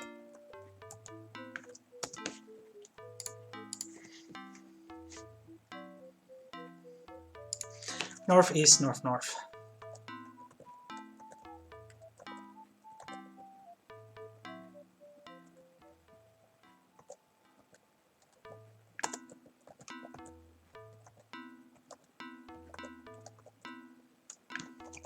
Drink bottle.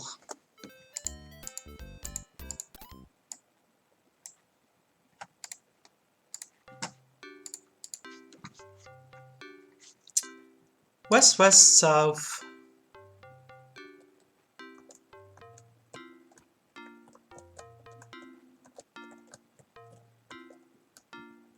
How do I go west here?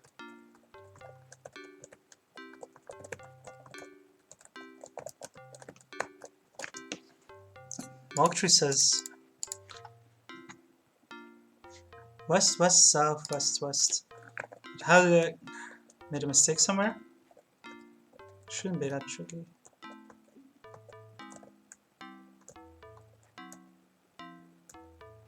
I may well have made a mistake. But yeah, no, it was three norths instead of two.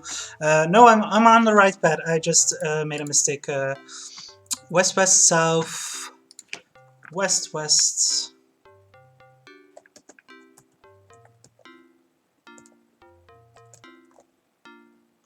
I just miscounted the norths earlier.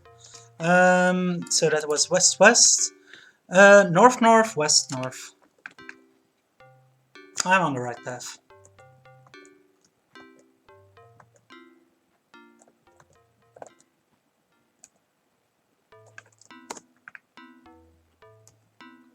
We should be here. Yep.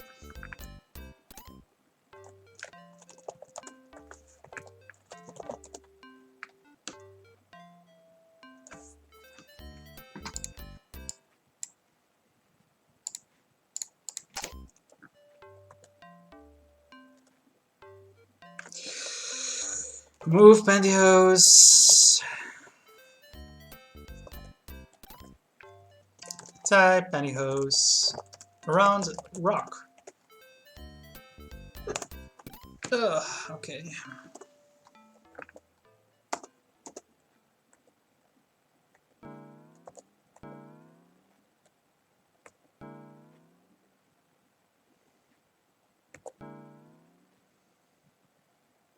Oh no, your pantyhose broke. Okay, we're already back here. We are nearly back to where we realized that we forgot something critical. Terrorists. An excellent idea, but slightly premature. I'm gonna lower the speed again a bit because, yeah, feels like I might do something wrong. Climb tree. Yeah. Get coconuts. Climb down.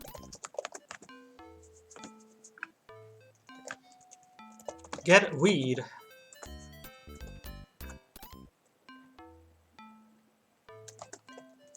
Weave rope.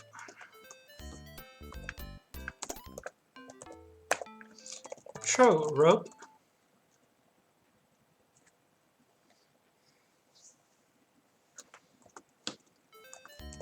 Tie rope to tree. Tear dress. Okay. Yeah, we're back to the last save. Bulk rope.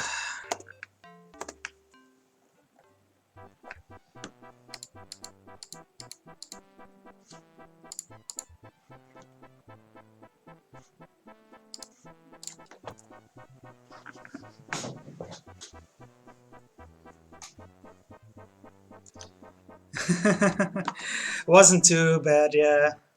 We got through it quickly. Okay.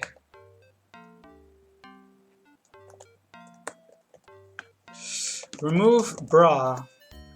Ah, that feels better. Put coconuts in bra. Good idea, Patty. You are now holding a bra containing a pair of heavy coconuts.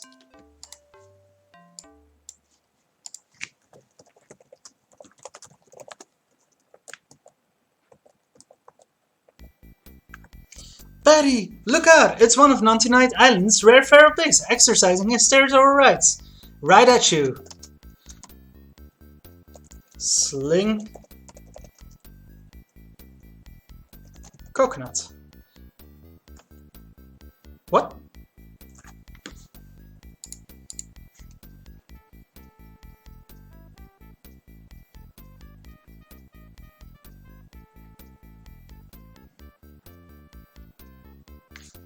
Okay, it's apparently it's throw bra. Nah. She got porked. So apparently we need to go to the right position.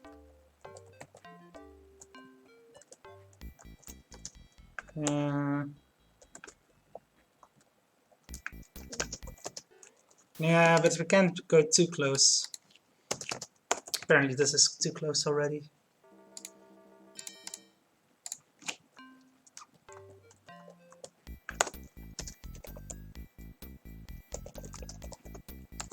Okay, this time it worked.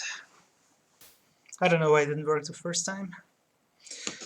You did it, Patty! Your 36C bolus has done its duty. But have you noticed how you're running dangerously low on clothing? Yeah, that's indeed a thing. Defeated. Big. Oh. Yeah, we're down to our torn dress, the magic marker, and the key to the penthouse, which I don't think we'll use anymore. Look, a roaring river rushes by. It looks too deep to wade across and too rapid to swim. How will you proceed from here?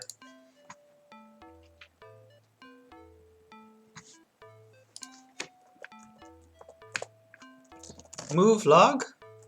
Not close enough. Oh. Move log.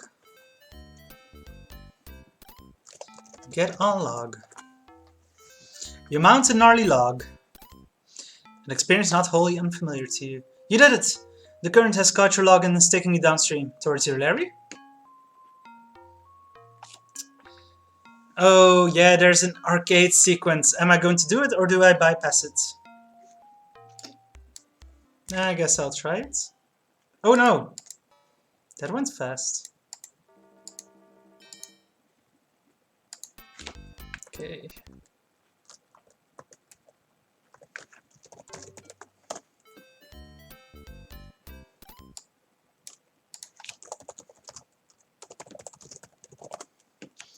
Get on log. I'll try it once again. Can I turn down the game speed a little bit?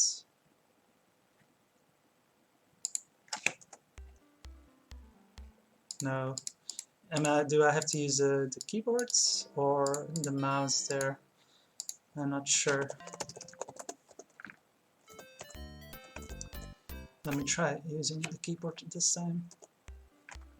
Yeah, oh.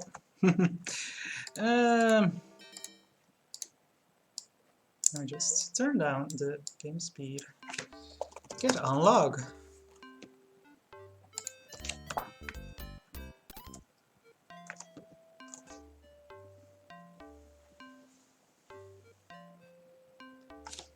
Stuff is being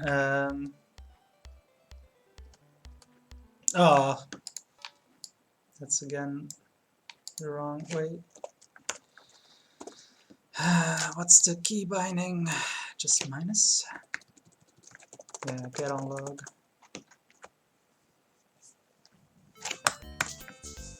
I want to do this arcade sequence just because I don't really want to skip stuff if I can help it, but if it takes too many tries, I will skip it just because it might take too long.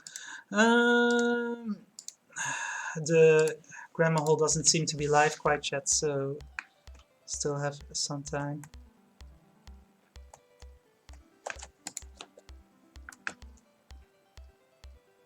Oh, I just avoided that. She wasn't moving anymore there. She wasn't moving to the left anymore.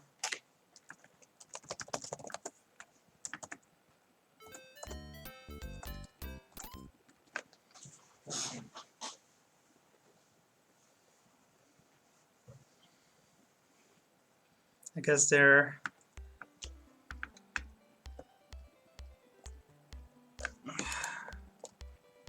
I'm just gonna skip it, whatever it is. I don't feel like it anymore. It's already past 11 p.m. I've been streaming for close to 4 hours. So yeah. F8. And we bypassed it. You finally make your way past all the obstacles and arrive at a pleasant little clearing. This might be a good spot to take a short rest. Look for a place to beach your trusty log. Look out! Uh-oh! What have they done to you, Patty? Go fuck yourself! You've been captured by Nantinite's famous tribe of Amazonian women, lesbian, cannibal natives. Well, now what will you do? How will you ever find your Larry? Yeah. On the other hand, Where do they find such stylish outfits way out here in the deserts? Lesbian? I don't know, those look like cis men or very hairy cis women. Knocked unconscious, securely wrapped in the Amazonian woman cannonball's net, you hang over her shoulder like a sack of potatoes in an army mess. Oh, Patty, where will they take you? What will they do to you? What will happen to you? And will there be a hairdresser available to you afterwards? Oh my god, that is a bad joke. You are jostled through the village, paraded about the square, handled roughly, battered and bruised, then placed inside a cage made of bamboo and leather. An experience not wholly unfamiliar to you. Oh my, is she into BDSM? You fondly recall a blind date when you were at Juilliard. As you slowly regain consciousness, the blackness leaves your brain and you realize you are no longer tied up in that net. But something tells you you are no longer alone. Larry, it's you! Betty, it's you! Okay, looks like the Grandma Hall has gone live, so I will rate him in a moment when we are through the final scenes here. Oh Larry, I've so missed you. Oh Betty, I've so missed you. And I was glad to see Larry again. Oh Larry, I just couldn't believe you left. You can't believe how it felt to have finally found a perfect match, and then to have you disappear into thin air. I awakened to an empty bed, rushed to the balcony, and saw you disappear through that horrible bamboo forest. So I started out after you, and I found you. We're together at last, and this time to stay. But tell me, Larry, why did you go? Whatever caused you to leave like that? You did, Betty. After the most fantastic night of my life, just as I was drifting away into a blissful sleep, I heard you murmur one word. Arnold! Why, Betty? If I'm so special, why would you speak someone else's name? Weren't you thinking of him while we made love? Oh, Larry, you wonderful, fragile fool. I was thinking of him because I was trying to figure out how to tell him I was going to leave him for you. Betty, I am a fool. But what's the difference? At last we understand. We both feel the same for each other. We'll be together for the rest of our lives. Speaking of which, you did come here to rescue me, didn't you? You do have some sort of plan, don't you? You didn't travel all this way just so you could join me for dinner in their stomachs, did you? Well, just a minute, you saw. I'm sure I'll think of something. You better think fast, Larry responds. I think these girls have got something cooking, and it's gonna be us. Use pen. No, wait. First, look.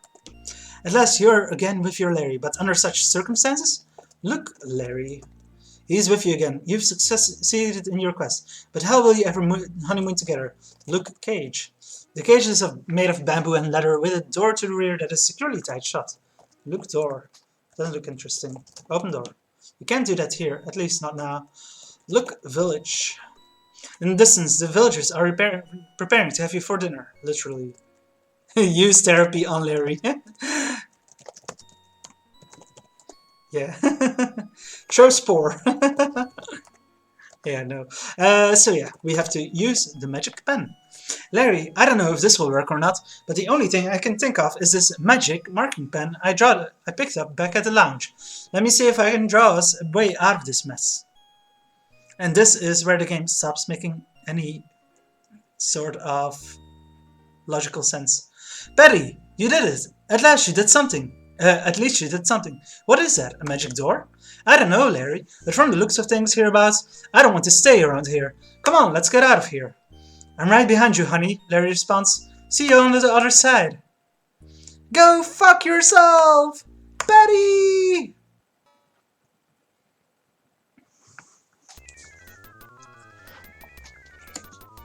Go fuck yourself! I'm falling! Larry, what happened? I don't know, Patty, but it feels like we just fell out of the game. The question is, where will we end up? Anna, it's because you can set the expletive that the game uses. I changed it. Meanwhile, back at the Sierra Studios, workers are busy filming yet another exciting episode in the never-ending saga of Sonny Bonds, the citizens of Lytton, California, USA. Quiet on the set, please. Music. Lights. Camera. Action. So yeah, this is the driving around police quest scene that they are filming. Oh, that's so good.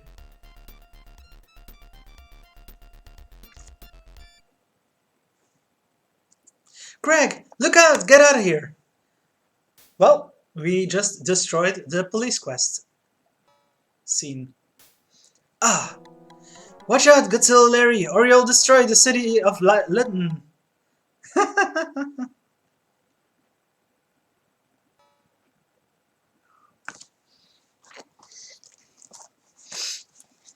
I guess that scene had electricity? Was wired to electricity? Wow, some guys really know how to make an entrance. Staggering to his feet, Larry surveys your new surroundings.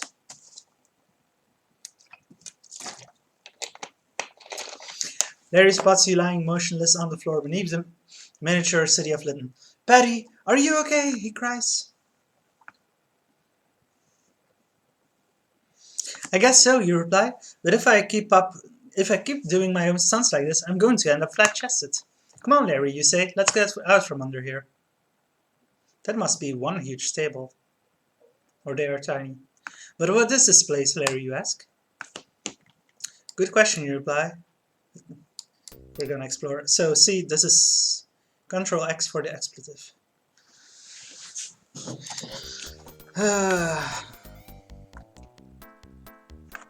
Look. Yeah. So this is all references to other Sierra games. Space Quest and King's Quest. There's a magnet here. Go fuck yourself, you shout. Now what?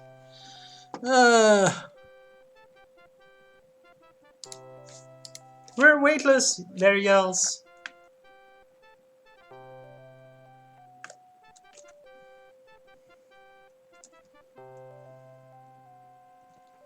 Unplug magnet.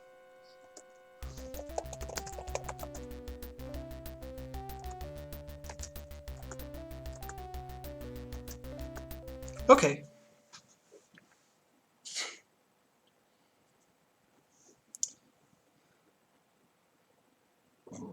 Look, Larry, you cry. I did it. The anti-gravity generator is unplugged. Wait a minute, Patty, Larry yells. If there's no anti-gravity... We're nearly at the end, folks. And then I'll raid Rizalka. Wow, Patty, that was a rough one. What's next? And here's King's Quest 4. Track that camera left. No, move back. Good, that's fine. Stop right there, barks the woman in the director's chair. So, of course, this is Roberta. And Rosella is there. Turning to the actress on the set, she says, Now, Rosella, what do you say we take it again from the top, and this time really show me some emotion? And action.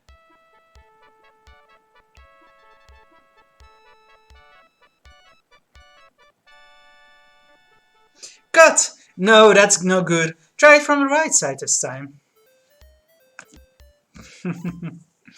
Yeah, this is indeed a frustrating scene in King's Quest 4. Keep falling.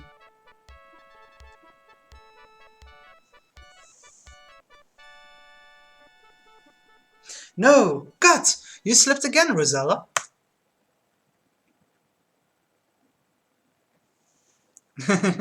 This says I never got past this bit.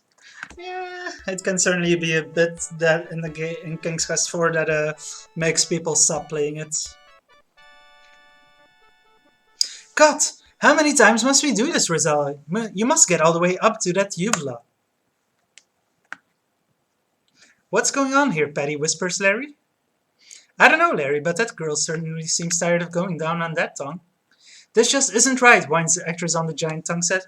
It's too humid in here. This wool skirt keeps soaking up water. That goo you spread on the tongue is too slippery. You haven't given me my motivation for the scene yet. Thank you very much, Rizal, interrupts the woman in the director's chair. If you don't have any other complaints, please don't let me stop you. Well, yes, I do, she pouts, pointing directly at you and Larry. I thought this was a closed set. Who are those two people doing? What are those two people doing over here? Cut! Break! 10 minutes, people, she shouts to the camera. So she's asking us what we are doing here. Skipped over that by accident. As you move closer, you recognize a woman in the director's chair. Why, Larry, look, it's Roberta Williams. To her you cry, "Oh, Miss Williams, I've loved your games for years. What an honor this is to finally meet my software hero." Roberta softens noticeably. Well, yes, I am Roberta Williams, but who are you? Well, Roberta, I'm Passionate Patty, the world-famous lounge pianist. The gentleman to your right is my lover. His name is Larry Leffer. Nice to meet you both, says Roberta. But how did you get in here? This is supposed to be a high-security area. We just dropped in, literally, offers Larry. Yeah, she's explaining what they've done in the game. I've had quite a few adventures in my day too. Oh yeah? Anything that might make an adventure game? Of course it would, Bert. You bragged confidently. If you could just set us up with a little praise to work, up to my reasonable standards of course, we'd write a whole series of adventure games for you. We could discuss this over lunch, Larry interrupts. I haven't eaten a whole thing this entire game. So yeah, this pretty much is the explanation of how the Larry series was created. As the three of you head off together, Roberta says, "We do have a home on the lake. Would that adequately meet your needs, Patty?" Well, she got hired easily. Rip the fourth wall. Yeah. And we are at the end of the game. And so it ends. The score isn't 4,000 though. I mean, I thought it would be closer than that. Am I still going to get any points?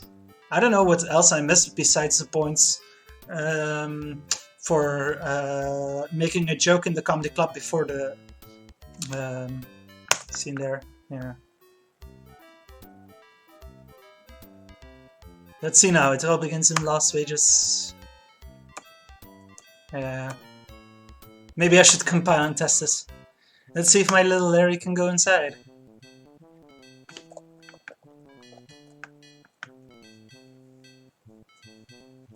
Oh, he went in lefties. So Larry becomes a game programmer and I guess Patty is a writer? The end. Congratulations, you did it! You've won! We've been through a lot together. Missed. You shouldn't have shortchanged yourself while starting the clock. Okay, because I skipped the arcade sequence. Someone was waiting for you, but you missed her. At Fat City? What? What did I miss in Fat City? Someone was waiting for you, but you missed her? Bambi. Oh! I completely forgot about Bambi. That's if you go into Fat City earlier in the game? Well, I guess that's a fourth lady Larry could have interacted with that I missed. She's optional, yeah, I completely forgot about Bambi. I was just going through... And I missed Bambi as well. You can have sex with her, but you need to go into the other room. Okay, I think I missed Bambi last year as well. I don't remember ever playing the game and doing anything with Bambi before. Okay, yeah, sorry, I completely forgot about Bambi. But yeah, that's the game. Thank you all very much for watching. And we are going to raid Rizalka and the Grandma Hole gang as they are playing Until Dawn tonight, I believe. Unless they changed their minds. No, they are playing Until Dawn. Great! So let's go watch them. See y'all next time for Leisure Suit Larry 5. Thank you all for watching. Bye! See you later! Thank you for watching. See you soon! Probably start of next week for Leisure Suit Larry 5. Bye!